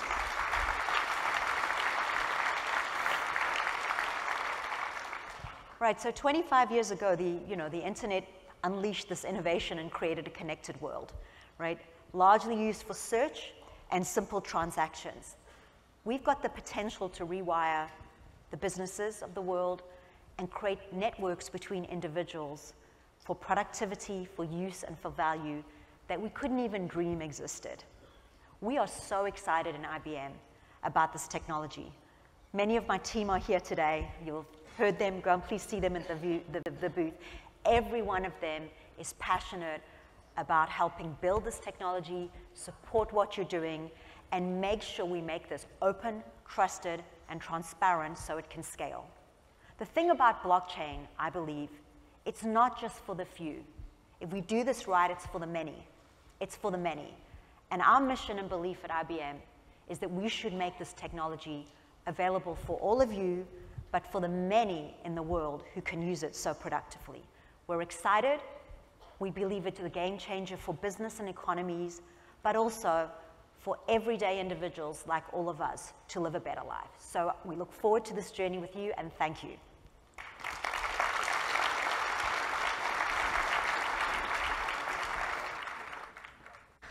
Up now, we have Deloitte, who has an enterprise blockchain announcement about their annual global survey. I'd love to invite back to the stage Linda Porchuk, who is the leader of the Deloitte US Financial Services Industry Blockchain Group, and Rob Massey, tax partner at Deloitte. Rob leads Deloitte's efforts around blockchain and cryptocurrency and tax for the global firm. Can you please give them a very warm welcome? Thank you. Thank you. Well, good morning once again. I intentionally wore my bright pink jacket so you wouldn't forget me the second time. So to that end, I'd like to welcome you to what is our annual global survey announcement. While we have our preview today, we'll be releasing this survey in early June after the Consensus Conference. I'm proud of the Deloitte team and firm. We have several of you may have already met with, we've got a number of our global colleagues here. We are a firm that is practicing strong in blockchain and, in fact, advising clients across all dimensions, whether it's strategy, technology, tax, advisory, risk, and, in fact, worked very closely over the last 5 years with our regulators. This particular survey is interesting, coming on the backs of last year's survey. It's what we call the Year of Pragmatism. You heard me maybe speak earlier with our client from Coke, talking about some things that I've even heard yesterday. You are looking for and interested in building use cases and building business cases that are focused pragmatically. Some things we learned in the survey is global executives are looking for solutions to move into production this year. I think that's a big change and a big leap from last year, where clients or companies, both traditional foundational companies as well as newly startup and newly minted companies, as to moving things towards production. The other interesting thing is we see is truly two things juxtaposed. Some are looking at this as blockchain fatigue. I think in early days, the hype associated with the blockchain and disruptive technologies put people on edge and put people into a position of moving very fast. And yet at the same time, there's others that are looking at this and seizing the opportunity positively, just as the last speaker or in some of the discussions yesterday. The upcoming year will be filled with significant commercial activity. And I think even beyond that, Rob, you've got a few comments too. Absolutely. I mean, it's so neat to see in the survey the large, more established companies really taking hold of what the opportunities are and really making significant investments. Watching that with a lot of the new bold play market developing, those who are newer to the space, and we're seeing these two spaces converge and everybody getting it at the same time, even though we have different approaches. So it was really great to see that validated in the survey. Yeah, and I think one thing I'll add as well, we talk about the commercialized blockchain activity. There is a whole lot happening in both the commercial side of business as well as in public sector. I think there's a substantial amount of activity that's happening in that area too. So a little bit about the survey. Once you receive it, you will see this, that there was over 1,000 participants. And ironically, most of them very senior executives, giving a very strong opinion and position around what they thought about the questions we asked in blockchain. In addition to that, we covered several countries. Deloitte's presence across the world in blockchain is significant, with a deep presence in both EMEA as well as Asia-Pac, and of course throughout the Americas. And so the participation of the survey was quite vast. We also looked at the survey with particularly organizations that were larger than 500 million, giving us a sense of what's happening perhaps in some of the more foundational types of organizations throughout the world. And to that end, the familiarity of blockchain has shifted materially. Where only but a few years ago, people were still trying to understand the fundamentals of the concept of blockchain, and today we're moving to much more advanced discussions about that, and you'll see that in one of the brief slides we present here. So to that end, and I think this is positive, particularly for the vendors in the marketplace, but also encouraging for those who might be first-timers as it relates to blockchain, and that is there is a substantial amount of funds that are being invested. Now, recognizing this relative to its early innovation stage, I think this is a good signal and a good sign that there is investment that is going into blockchain, and people are finding meaningful use cases both as startups and as well as commercial companies. Yeah, it was really great to see this data. I mean, to see that the larger players invest at this level is significant. But what I find it most interesting is a lot of those that we're serving in more the bold play market, we would see significantly all of them at the top end of the scale. We're finding that it's taking a significant amount of spend in internal resources and external resources, spending it on making sure you get it right from a regulatory standpoint. The implementation of this stuff is hard. It's hard, but it's worth it. They keep on trudging along, and they set aside these budgets, which are significant to get the job done. It's frequently not enough, right? But it's still worth it. They validate time and time again that the experimentation they're going through to validate these new business models and finding new business models along the way, it's worth it. So we see these numbers, and it is, it's significant and worth it. So as mentioned, in terms of the views and relevance to the organizations, how organizations describe their view of blockchain, I think it's important to draw your attention to the 43%, and this is a top 5 strategic priority to most organizations. I think, as I mentioned earlier, while they're grappling with trying to understand what blockchain means, I think it's starting to shake down into understanding the places where it can be impactful, and ways, as I said in my earlier discussion, is looking for those business cases that are explainable and realistic in terms of achieving value. Yeah, and in this one, I mean, in the bold play market, those who are basing their entire business models on some innovative, blockchain technology, some new use case, this 43% becomes the 100, right? This is what they're focusing on. So it's so neat to see this convergence. Again, larger, more established companies starting to get it and invest, finding this a critical component, and then matching up, finding those synergistic benefits of partnering with or even acquiring those who are making their entire business model associated with these bold plays in blockchain. I think what you'll find interesting with this 43% as well is a lot of this information associated with the organizations and their preparedness and readiness is coming from places, actually, as I said, it's a global survey. It's coming from places like EMEA. It's coming from places also like Mexico. So I think you'll be fascinated when you dig deeper into our data to understand where the emergence of this confidence is coming from beyond clearly just in the US markets. We talk a lot about challenges. This comes up in every panel, right? I think that everything that we're doing here this week talks about the challenges, and we picked a subset of these challenges to focus on today. The regulatory environment continues to be challenging. We see this a lot. The implementation, really, really hard, not just validating what is the proper use of blockchain, how should the models work, but all of the process that goes along with it. These are entirely new business models coming about. Really, really difficult to get this right. But what's interesting that we're seeing as part of the challenge brings opportunity, right? People are finding unique ways to work with the regulators and validate what they're doing, and making sure they're doing the right thing ahead of time. We're finding people, from a tax perspective, believe it or not, tax gets invited to the table much, much earlier because of the level of innovation. With the challenge comes opportunity. We're finding unique ways to deal from a taxing situation and building tax positions to do innovative things, to get it right, but also to be innovative in that space as well. And so to that end, this is an interesting perspective here, which is focusing on the activity, particularly the permission, private, and private Bitcoin blockchains. I think this data was interesting to us and why we pulled it forward today, because one of these areas, which is a private blockchain internal, actually has us scratching our heads a little bit, doesn't it, Rob? Absolutely. I mean, we've experimented internally on this topic as well as advising our clients. And when people think about implementing a private blockchain, you start to debate it and you're like, really? Are you sure that's the right answer? And so I was very surprised by the amount of people who were really focused on this space. Maybe they're still in the theoretical stage. Maybe they're just sort of drawing it on a whiteboard. But when we see it applied, you really start to say, really? Is that the right answer? Is there another solution that you're better suited for if you really just want to use it internally? Yeah, and the focus on a private internal blockchain would suggest maybe a lot of proof of concept work going on, but it surely doesn't necessarily make a whole lot of sense as you look at the vast benefits that happen with blockchain across an industry. What we're seeing here, and the survey validates this, is we're seeing an evolution in commerce, right? This is not just new technology enabling things to be done differently. We're seeing new transaction types. We're seeing new business models. We're seeing humans settle transactions differently. We're seeing machines settle transactions without the need for humans. The impact on commerce across every industry is significant. And this is really difficult. There's a lot of challenge throughout every aspect of this that you look at, but it's worth it.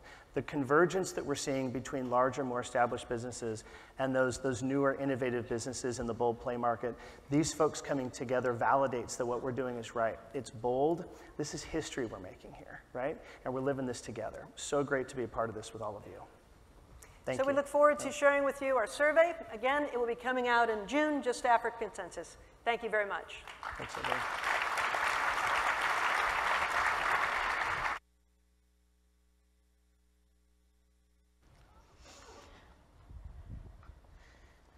Fantastic. I just wanted to mention, as I mentioned earlier, if you're looking for all of the tracks today, they are mainly on this level, but we also do have roundtables going on. We also have other presentations. Soon we'll be splitting into concurrent tracks. So just make sure that you keep up to date in your program so that you know what is going on. But now we actually have a special announcement from Consensus. They're going to be making an announcement about making blockchain radically simple for enterprise. I would love to invite onto the stage Joseph Lubin, founder of Consensus, and friends. Can you please give him a very warm welcome to the stage?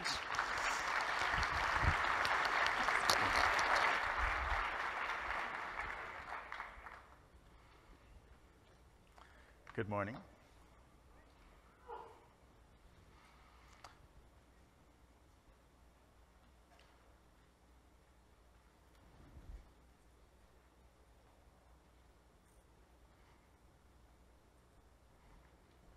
I think we're waiting for the AV to kick in.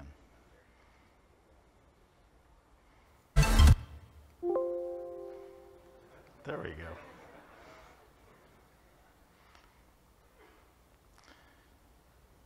Can we get this set? Get this reset?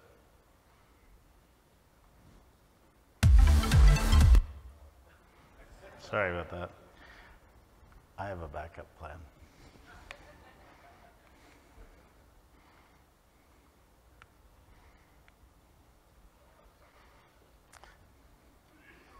Taking a moment with that, I will take this opportunity. Consensus does have a lot of other events going on. This conference series has grown so much. So I do want to let you know there are other conferences going on in the series. In September, from the 18th to the 20th, we'll be in Singapore, which is going to be really exciting. It's really exciting to see what's going on in Asia at the moment in the blockchain space. Then we have Code in California, October 2018. And then we have Consensus Invest, New York City, November 27th. So do check out the website if you want more information about those. Consensus Invest last year was fantastic. It was a lot of new people in the space coming to the growth and adoption of the blockchain and decentralization ecosystems. Consensus Labs, our venture studio, now has over 50 separate product teams. We call them spokes, working to build open protocol-based platforms and applications, services, core components, developer tools, and infrastructure. Our deep infrastructure handles on average 6.5 billion queries per day from the public Ethereum ecosystem. That's 2x the number of requests that Google handles per day. Truffle, our developer tool suite, now has over 500,000 downloads supporting an Ethereum developer base estimated by Gartner's former lead blockchain analyst at 40 times the next largest blockchain community. Consensus is also an enterprise and government consultancy partnering with many of you around the world in areas such as energy, banking, insurance, supply chain, education, and healthcare. On the government side, some of our clients include Smart Dubai, the Monetary Authority of Singapore, and other central banks, the European Union Blockchain Observatory, and in Zug in Switzerland, our UPort identity system is about to be used by citizens to access government services and soon to vote in plebiscites.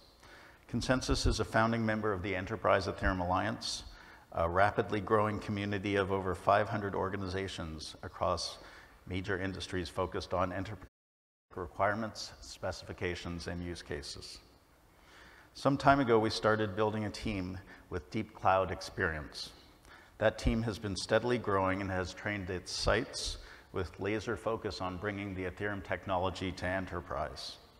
Today, Consensus has a very special announcement that marks another pivotal moment for the enterprise blockchain community. This will transform how we all build economic, social, and political systems together.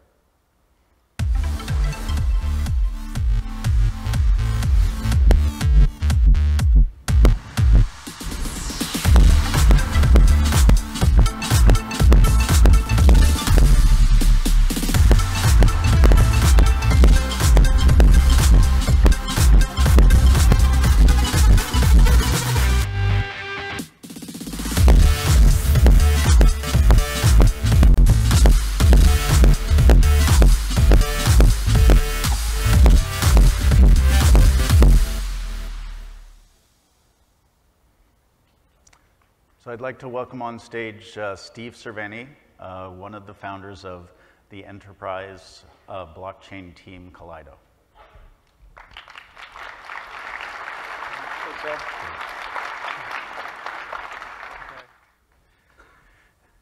Good morning. I'm glad they worked the screen out before I got up. I've had the opportunity to come to this conference for several years now, and it's been really interesting each year as it's grown. Looking out at you this morning, you all look great, by the way. You know, I think the thing about these blockchain conferences is the energy that you can feel. And I think it's useful to remember that we are all here because we do believe in the promise of blockchain. But if that's true, I've got a question for you this morning. Why are we not seeing greater, faster enterprise adoption? Here's what the data says. Gartner just published a study over 3,000 CIOs reporting in that just 1% of them have any kind of real adoption within their organization of blockchain. Why is that? Well, we have a little secret, don't we? Blockchain is hard. And getting a group of organizations, forming a consortium, getting that consortium online on a blockchain is really hard. Let's briefly look at 3 reasons why, and then let's talk about how we can go farther and faster together. Imagine you set out on a POC. You've got an innovative idea that could be powered by blockchain. So you want to test out your use case. You look around, you come across what's referred to as a blockchain as a service. It has scripts and templates. It helps you stand up a sandbox. But that only gets you so far. Because this is all so new, it's moving so fast, you've got many unanswered questions. You've just hit the first major challenge, the technology learning curve. We're familiar with this one, right? Distributed networks, smart contracts, consensus, new programming languages, new frameworks, heavy cryptography, on and on. After lots of experimenting, let's assume you get over that hurdle and you move on. The business leaders love the prototype, and the race is on to pilot. Real transactions, real data on a limited scale. Well, you soon realize that this shared network is unlike any of your existing systems. Because of their shared ownership, there also must be shared administration of the network. And what's more, no one's in complete control. Think about it. All parties agreeing to live by a single copy of the business logic with a single record of the transactions. You've now discovered the next major challenge. We call it shared IT. Think about something as simple as deploying a new version of a smart contract. You know how to do change management within your own enterprise, but how do you do that across the distributed network? What sort of things do you need? You need policies, you need checkpoints, workflow, voting, governance. ideally automatically enacted and enforced on the blockchain itself. You need shared IT. Well, by now you're probably months behind schedule. You spent a lot of time cobbling together missing tools and workflows. And while many projects are stalling, as we saw earlier, let's say you're lucky and get the green light to go to production. Now your third and hardest challenge, to marry these new technologies and processes with your legacy back-end systems. Run it all securely, reliably, and at scale, requires a hardening and scaling learning curve. How do you go from 5 organizations to 50 or 500, where the economic payoff for the project was in the first place? How do you ensure enterprise-grade characteristics, all compliant with your industry regulations? One day, you wake up and realize that 4-week POC has turned into a multi-year, multi-million-dollar project. And those thousands of lines of custom code that you wrote along the way are already obsolete because the tech is evolving so quickly underneath you. And that was the happy path. No wonder so many projects are struggling. At Consensus, we are challenging that this is as good as it gets. We believe in blockchain's promise. However, we recognize that society won't truly benefit until enterprises get to real adoption. So let's look at how we do that. Well, we need to radically simplify the entire journey, all 3 challenges solved in a single solution. We need a new generation of blockchain service, way beyond the scripts and templates of today. It's interesting to note that if you look across IT, we do have models. We know how to solve these problems. For example, look at what Salesforce did for CRMs.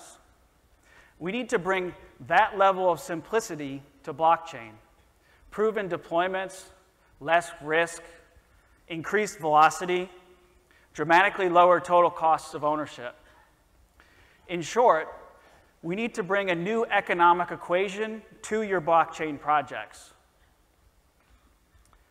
Introducing Calydeo, the blockchain business cloud, an all-in-one platform for creation and operation of private chains, made radically simple with enterprise in its DNA.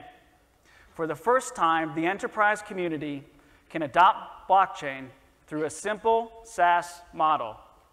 What Salesforce did for CRMs, Calydeo is doing for blockchain. We built it from scratch, focusing on the enduring problems in this space to take you all the way from concept to consortium. Let me show you a bit of Calydeo in action. We can see how standing up a network can occur in just a few seconds. With Calydeo, business networks are called consortiums, and a consortium is defined by its charter. Standing up environments is incredibly streamlined. In an industry first, Calydeo makes protocol consensus algorithm choice click button simple on a single screen. Environments come up almost instantly and are deployed according to a hardened configuration. There are also a number of additional integrated tools and services, such as a private Ether pool, available for projects that are focusing on token economy use cases, a system monitor, tracking the health status of the network and nodes in real time, our Ledger API, providing access to activity and statistics pre-indexed in the side store for efficient analytics, and Scope, our blockchain explorer, offering a deeper level of insight than others available today. It gives the ability to view and search live historical details, including blocks, transactions, contracts, even including Quorum's private transactions. And transactions are linked to smart contracts. Scope can even verify contract authenticity. What's more, Calydeo is built with shared IT at its core. The member onboarding challenge is tackled in just a few simple steps. Adding new members is streamlined through an email invitation process. Organizations own and operate their own nodes to ensure the diversity and integrity of consensus. And organizations collectively control changes to the network according to multi-party policy. Integrating with existing systems is a classic challenge. And on your own, it can become a costly and complex afterthought. So we've built Calydeo Connect to help address the integration challenge right out of the box. From securing network connections, to plugging in existing monitoring and DevOps, to hydrating a data lake, to securing the application layer. It's easier to integrate your blockchain on Calydeo. This is a blockchain business cloud, so enterprise is in its DNA. In our tenancy model, all networks are completely isolated, and ingress to nodes within a network is unique and isolated per member. Storage is encrypted and dedicated. Networks are automatically distributed across availability zones in a region. We've built for elastic scale, resiliency, hardened security, optimized performance. Running your network on Calydeo means the whole group operates at the same stringent levels of security and robustness, so there is no weak link. Now, this one's really exciting and significant. Public and private blockchains have been evolving largely independently over the last couple years. We knew a next-generation platform must focus on convergence between the two. That's why Calydeo is the first platform that gives you the option to anchor your private chain to the main net and indelibly store your hash state on the public blockchain. And with Calydeo Sentry, we're working to complete the feedback loop and put policy in your hands to detect and act on anomalous behavior within your private network. True to our mission, we've also made turning on mainnet tethering click button simple. With this feature, you can enhance the trustworthiness of your private chain by augmenting it with an irrefutable audit trail out on the public blockchain. We're very excited to see what you do with this innovative feature. I'm also happy to say that Calydeo is already live. We've quietly been running this platform for months with early customers running on it. And we're already seeing its impact in helping consortiums move with greater speed and efficiency. One powerful example we're pleased to showcase for the very first time is called Project Eye to Eye. To tell you more, please welcome Justo Ortiz, Chairman of the Board of Union Bank.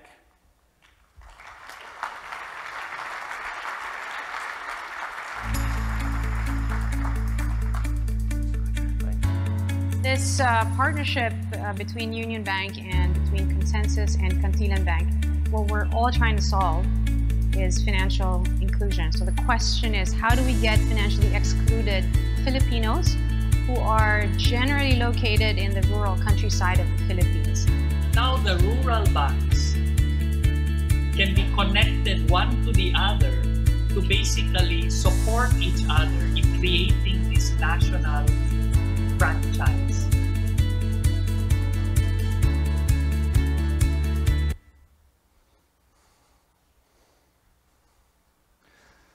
So, good morning, ladies and gentlemen. You saw a really quick video, which was a very quick introduction to Project Eye to Eye. So, it's a partnership among Union Bank of the Philippines, Consensus, Calydeo, and 5 pilot rural banks. Let me make the case. I am one of 105 million Filipinos. Lovely people, full of hope, always with a ready smile. But 35 million Filipinos live on less than $2 a day. And 35 million adult Filipinos are unbanked.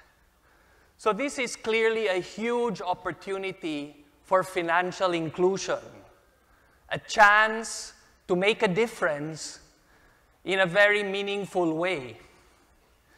if only we simply onboard these 35 million Filipinos into the financial ecosystem, especially to arbitrage, usurious village moneylenders through credit intervention affordably. And if you frame this with the predictions that many experts make, that the Philippines will be a G20 country by 2050, this also represents a huge opportunity to be at the ground floor of an emerging middle market. We believe that the rural banks are best suited to bank these 35 million unbanked Filipinos. But here's the thing. The rural banks are themselves financially excluded. They are unbanked themselves. They are not connected at all to the domestic money payment system, and definitely not to the international payment system. And this is quite unfortunate because, as you know, the Philippines has a huge workforce. About 10 million families depend on their livelihood from a family member abroad that remits money into the Philippines, which currently costs a lot relative to the meager amounts that are remitted because of the uncompetitive and alternative channels that need to be used. So what's our strategy? Our strategy is to connect each rural bank one to the other so that as a collective, they can form their own national payment system. And from here, we can then connect to the international payment system. And I think this is a very important step.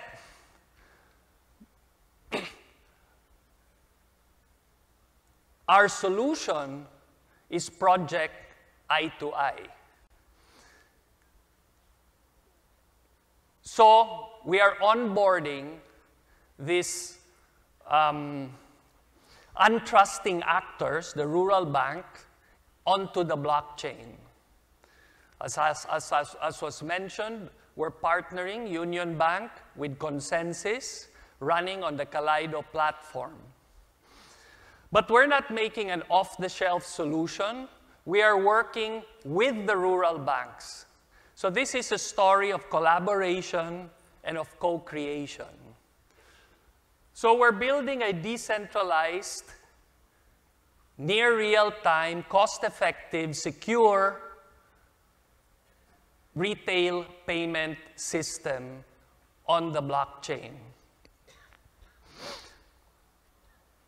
But we also are reducing the cost of transactions, because what we noticed is that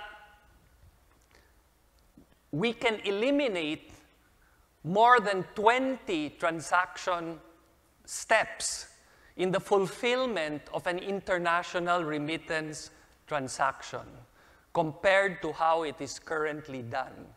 But the most important part is that it inserts the rural bank into the cash flows of their customers in the communities, and this gives them the data points to be able to do a proper risk assessment, to be able to give affordable credit, to engage their customers in a localized, relevant way, and most importantly, to be a catalyst to inclusive prosperity.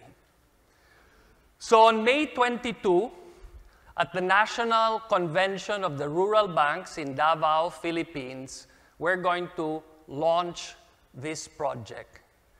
And we are really excited to see the fruits of this endeavor, because it truly has the potential to elevate lives and to fulfill dreams of 35 million unbanked Filipinos. And we are looking forward to this continuing partnership with Consensus and Calydeo and the rural banks to make this a reality going forward. Thank you.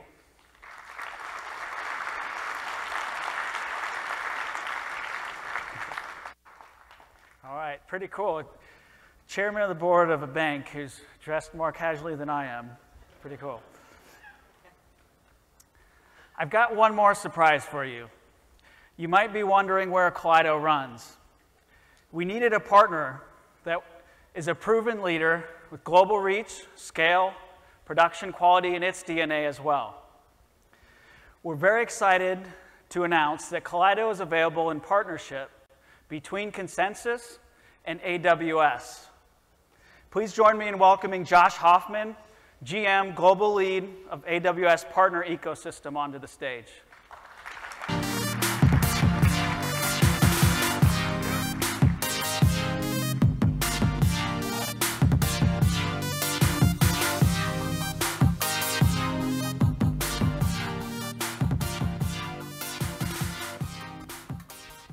Welcome, Josh. Thanks, Steve.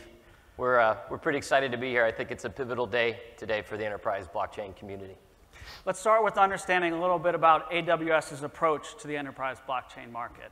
Yeah, so our partner approach is really our approach to blockchain. What I mean by that is our customers want to maximize choice, and they want to maximize experimentation. And the way that we do that is to make sure that it's as easy as possible for enterprise customers to test and use a variety of different blockchain solutions. It's why we partnered with Consensus across a number of different industries where we're seeing some really interesting projects in areas like financial services, in public sector, in healthcare, and in travel, where we're seeing new projects with IP rights, land registries, self-sovereign genomics, and a variety of other different projects in those industries. And we also see the project work with Eye2Eye at Union Bank and Catalan Bank is giving the ability to disrupt and giving our customers the ability to make it easy to create new markets for themselves. Yeah, that's pretty cool. Could you talk a little bit more about the partnership between AWS and Consensus? Sure. So we look at our partnerships across two different dimensions. The first is customer success, and so we want to make sure that we've got demonstrated customer success so that our customers know that there are working customers behind that. And the second thing is technical proficiency. So we do things like well-architected reviews and a number of other things to make sure that the architectures are pretty solid. So based on the merit of those two things, we're proud to announce that Consensus is the first pure-play blockchain software provider to be advanced tier status in the Amazon Partner Network. So it's awesome. Yeah, very exciting. And then how does Calydeo fit in? And what do you see the benefit being for AWS's customers? Well, I mean, in addition to all the first that you talked about a little bit earlier, the thing with Calydeo is it creates a very easy way for customers to try blockchain. And it creates a very easy way so that they don't necessarily have to bring together all the building blocks. It's also the first solution that's available as a SaaS hosted environment for blockchain on the AWS Marketplace. So for everybody in here, you have the ability right now to go to the AWS Marketplace and launch Calydeo. So hopefully everybody has an AWS account. If you do, then this is something that you could do right now. So we see it as a very innovative solution to make it really easy for our customers to deploy enterprise blockchain projects. So we're really, really excited to see what the community does with it. All right. Thank you, Josh. Thanks, Steve. Look forward to a continued partnership going forward. So I know I covered a lot of ground, exciting news today. Let me just wrap up and reiterate, Calydeo is available now. Check us out on Calydeo.io. Find us in the AWS Marketplace. Give Calydeo a try for free. You can also find us at the Consensus booth, meet our experts, give us some feedback. That's all the time I've got. Let's go farther and faster together. Thank you.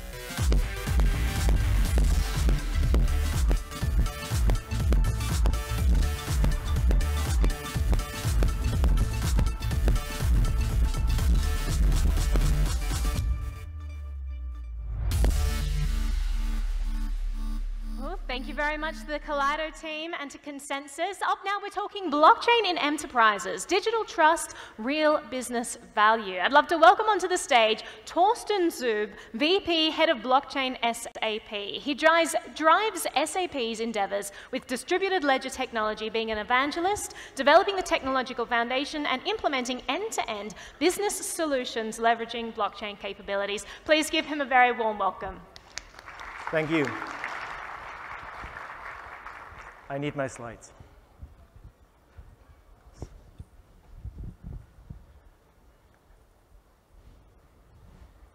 Here we go. All right. I still remember the day when I first learned about blockchain. And since then, I keep an idea in my head that I'd like to share with you today. So imagine you order a car. And the car with your order is given birth immediately in the virtual world. So the digital twin knows that it needs to become a car in the physical world and immediately starts to order the parts. Suppliers are instantly confirming delivery dates. Furthermore, the digital twin reserves time at the assembly street, and as the digital twin knows that the car needs to be shipped to a foreign country, it starts additional processes such as customs declaration to ensure that the car can be shipped to a different country. As the digital twin also carries a wallet, it pays the suppliers instantly when the parts arrive. It pays the assembly line when the parts are installed. It pays the import duties when the car is shipped. And when the car is operated later, in a kind of shared business model, it collects the money. I leave it up to you to decide whether this idea becomes reality in 2, 5, 10 years, or 20 years, or never. But what would be needed to make it a reality? It would be one digital truth that is shared with all the participants. One digital truth everyone trusts in. One digital truth that provides security, transparency, but also protects all participants' interests. So one digital truth, trust, transparency, security, digital assets. I mean, this is all about blockchain, isn't it? But before I talk about blockchain in enterprises, allow me to briefly introduce the company I'm working for. So SAP, or some call it SAP, has been founded more than 45 years ago by these gentlemen that has the great vision to revolutionize the business by building standard business applications. Since then, SAP became and still is the market leader in business applications and business networks, serving more than 388,000 customers worldwide.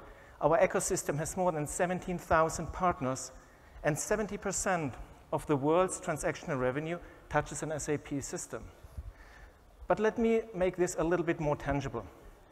We support our customers to manufacture 180,000 cars each day, or to distribute more than 78% of the world's food.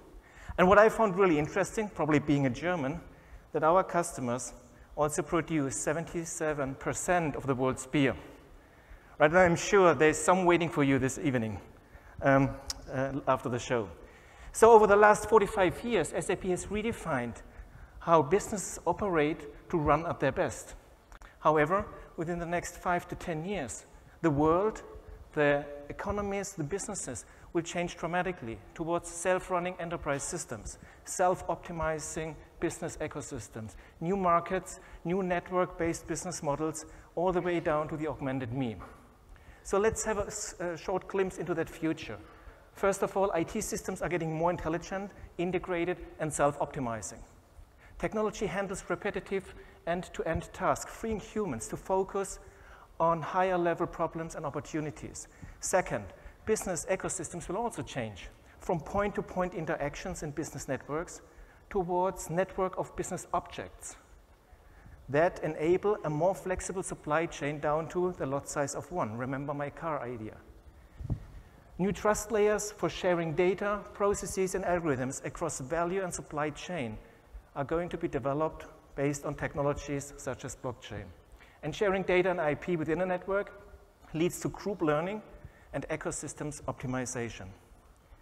We'll see the first fully blockchain-based supply chains and first serious circular economy approaches, completely reorganized to better match ethical standards along the ideas of sustainability or product stewardship. Third, as technology is becoming more advanced and affordable, companies are actually will adopt this and go into an era of the outcome-based model, such as car sharing, pay-per-performance medications, or usage-based insurances. Finally, humans focus on relevant, knowledge-intensive, and creative work. And through context-sensitive systems, such as human capabilities, and through context-sensitive systems, the human capabilities this way around, such as creativity, motivation, and empathy, will become augmented. But what is the role of blockchain? Trust. Trust is the ultimate currency. Trust, security, transparency, but also protection of differentiating information and asset is the foundation of any shared economy, where companies, even competitors, meet and develop solutions across company borders. Sharing data in a trusted environment allows to massively simplify processes and therefore execute them in a more efficient and sustainable way. This also leads to joint innovations such as network-based multi-party business models. But let's have a look at a few very concrete examples. So let's go back from the future more into the reality what we have today. In 2019, the US Drug Supply Chain Security Act will demand wholesalers to verify authenticity of returned pharmaceutical products before they can reintroduce them to the market. This requires to check whether a product that is given back is the original one or a counterfeited one. This has a huge business impact, as 2 to 3% of the entire sales are so-called reservable returns, which makes approximately $6 billion a year. And there's also a purpose, because everyone here in the room would agree that you want to be sure to get the original one, especially when we talk about medication. So, but to get this done, data need to be shared between hundreds of manufacturers and wholesalers. And for that, we have two approaches. First is a central database, as we have that in Europe, for example, you can easily access to. But for countries where you don't have a central database or it's difficult to create one, blockchain might be an opportunity. But as companies act globally, they might need they have the challenge to do both, to connect to central databases, but also to participate in, let's say, blockchain-based networks.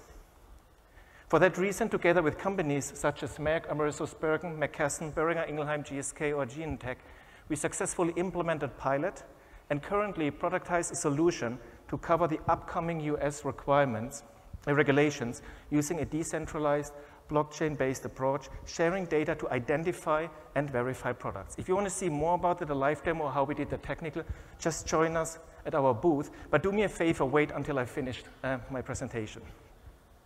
Let's move from product counterfeiting to product traceability and provenance. According to the Food and Agriculture Organizations of the United Nations, 1/3 of the world's food supply is wasted prior to consumption.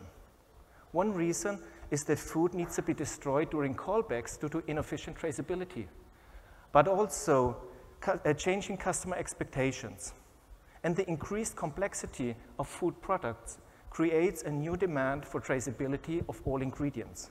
Using blockchain, we seek to help agribusinesses, ingredient producers, food manufacturers, and retailers to improve compliance and efficiency, as well as safeguard brand reputation by increasing confidence in food safety. In collaboration with companies including Kellogg's, Maple Leaf, Target, Johnsonville, and Tate & Lyle, we aim to provide greater visibility across supply networks on ingredients and finished products, providing full view on provenance and genealogy, leading back to the original source of raw material. And then there's one more case I would like to share about today, which is very interesting. So it's about loading equipment management. So you know these wooden pallets where you put on your products, your boxes, and then you load them to the truck. So these pallets are reusable ones. So they circulate in the supply chain.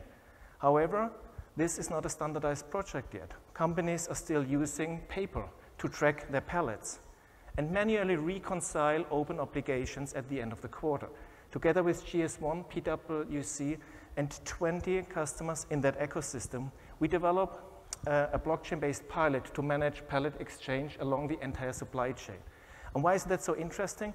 Because we do not take an existing process from the real world and abstract that into the virtual world. No, we start in the virtual world. We start there where we have a digital truth that everyone trusts in. We optimize the process to its best, standardize it, and then apply it back to the reality, which I call true digitalization. So you have seen we have many projects, or 3 of them I presented here, with our customers, but also with our partners. And SAP is also teaming up with startups, such as the 2 I have with me today. So we have Modem that develop solutions to sense environmental conditions, such as temperatures, while products are in transit, and store relevant data into the blockchain. Using smart contracts, the data is verified, and dependent on the results, activities such as notifications or payments are triggered. Modem is combining blockchain, IoT, and predictive analytics to improve efficiency, environmental impact, and regulatory compliance. Another example is Lithium, an energy supplier that has developed a blockchain-based energy exchange directly connecting producers and customers. Their solution matches energy supply and demand on the blockchain using smart contracts, and thereby taking out middlemen to reduce the complexity. In both cases, SAP is going to be the technology partner supporting both startups with blockchain capabilities as part of our SAP Leonardo offering. So then what is blockchain? So blockchain for SAP is not technology only. Of course it is technology. Technology drives and motivates certain use cases. But there is also the network-based business models we are going to create. And there's also the business processes that do exist today, that are the backbone of the economy. But let me share a few insights and a few challenges that we face going into enterprise use cases. So I'd like to start with technology. And I mean, you have heard all that. There's so many protocols out there. There's so many technical approaches. And this is cool to have them. You can select them, but at a certain point in time, so fine for POCs, fine for pilots, but at a certain point you have to turn them over into a productive solution. And not just for 1 or 2 customers. No, you're talking about a network. More to join, this has to scale. Another challenge is interoperability from both sides. The protocols itself, so we see different networks coming up using different protocols. So the question is, how do we share data across protocols? Do we have to do that? Does that have to happen somewhere else? Right? And then, of course, as we're talking about enterprise use cases, it is about scalability, throughput, and data volumes. Furthermore, new network-based business models. The ideas are great and easy to understand, but if you want to turn them over into reality, there is the question about who owns that. Is there one organization that is owning, govern and operate the system on the one side? And then you might ask, okay, why do I need blockchain? On the other side, the democratization of data. Everyone owns, governs, and operates the system. Then question is, who ensures that the business rules that need to be codified into the protocol are correct and apply to legal regulation? Who is in charge of updating those?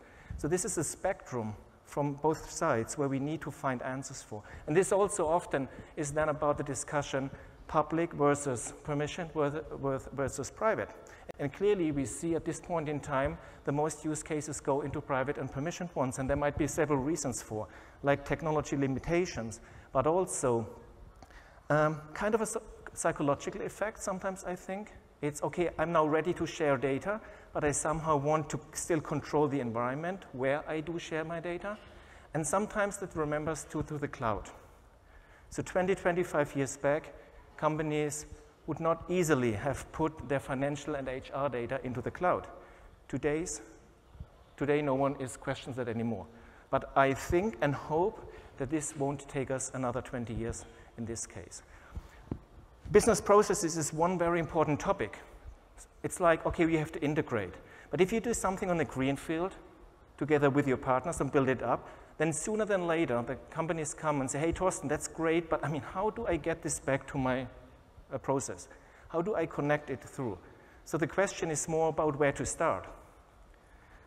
So let me take the last 5 to 6 minutes to give some answers on that, on how we from SAP try to tackle those things. So first, going back to technology. Technology is not the only technology. Blockchain is not the only technology. And it is an important one, but we also have machine learning, we have IoT, we have big data, we have analytics, we have all these technologies, and everything is important to be used to really innovate. Now going back, and all these technologies then is a part of our SAP Leonardo offering. However, now focusing on blockchain here, what we do is to find an easy way to allow our customers and our ecosystem to leverage blockchain capabilities, to test, deploy, and actually operate blockchain system or nodes as part of the system. Our approach is protocol agnostic. We focus on certain protocols, but we are open, and we have a use case-based approach. So we first focus on the business value and what we do want to achieve, and then we look to for the right technology to make this happen, and not to start with technology first and find the problem for the technology. Doing that, we offer foundational services that helps our customers to provision nodes, to connect them to existing networks or build up own networks, and also application and integration services that helps them to connect this infrastructure with their existing infrastructures they have. So the focus here clearly is on digital innovation and business value. Second, the new business models, these discussions on who is owning a network, how is the legal framework, how is the IP situation, all these questions have to be discussed and answered at the very beginning. And this cannot be done with just one or two parties, because at the end of the day, it's about a business network where everyone has to participate. Everyone has to have a certain benefit and value to do that, or needs a compensation to be motivated to participate. And then everyone also has to agree on the setup to do that. So what we did last year, initiated a so-called blockchain co-innovation program, where we have plenty of customers, a few of them are shown here, reach out to us, where they come with different objectives. So they might just have an interest in blockchain, or they come with a really concrete use case what they want to do. So what we do is we take them together, we understand, we cluster, we try to identify use cases, and then also help to use our ecosystem to find additional participants, bringing them into the discussion, and then really drive this use case to a working end-to-end pilot, as we have done that in the examples I have shown before. And doing that, there are two things for us as well what we need to understand. First, again, technology. What is the right technology to be used? But on the other side, it's also the business processes. And for us as SAP, we have the duty for our customers to also understand what impact does this have to the current systems they have. How do we have to enhance, evolve, change, or even rewrite our offerings that they're using today to participate directly into that new network-based business models? So in the examples you have seen before, we literally extended existing solutions such as SAP Advanced Track and Trace for pharmaceuticals or others to participate in that new network-based business model, blockchain-based business model directly. So, to summarize that at the end, so for SAP, again, blockchain is not just technology. It is technology which drives that on the one side. On the other side, we have existing business processes our customers are running. So bringing all this together leads us to the new network-based business models, where we can achieve new business processes, new optimizations, new efficiencies, doing that together. And there's one thing I would like to mention today, is this is about a community, this is about openness.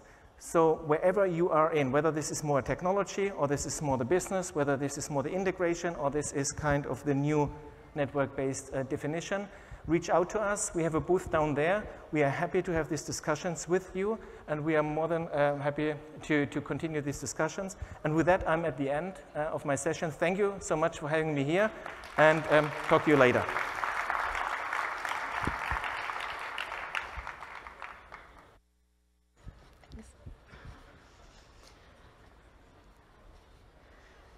Thank you so much to all of our speakers this morning. We are taking a short break, so if you wanted to go out and help yourself to the coffee and tea outside and the snacks, we'll be starting again at 11.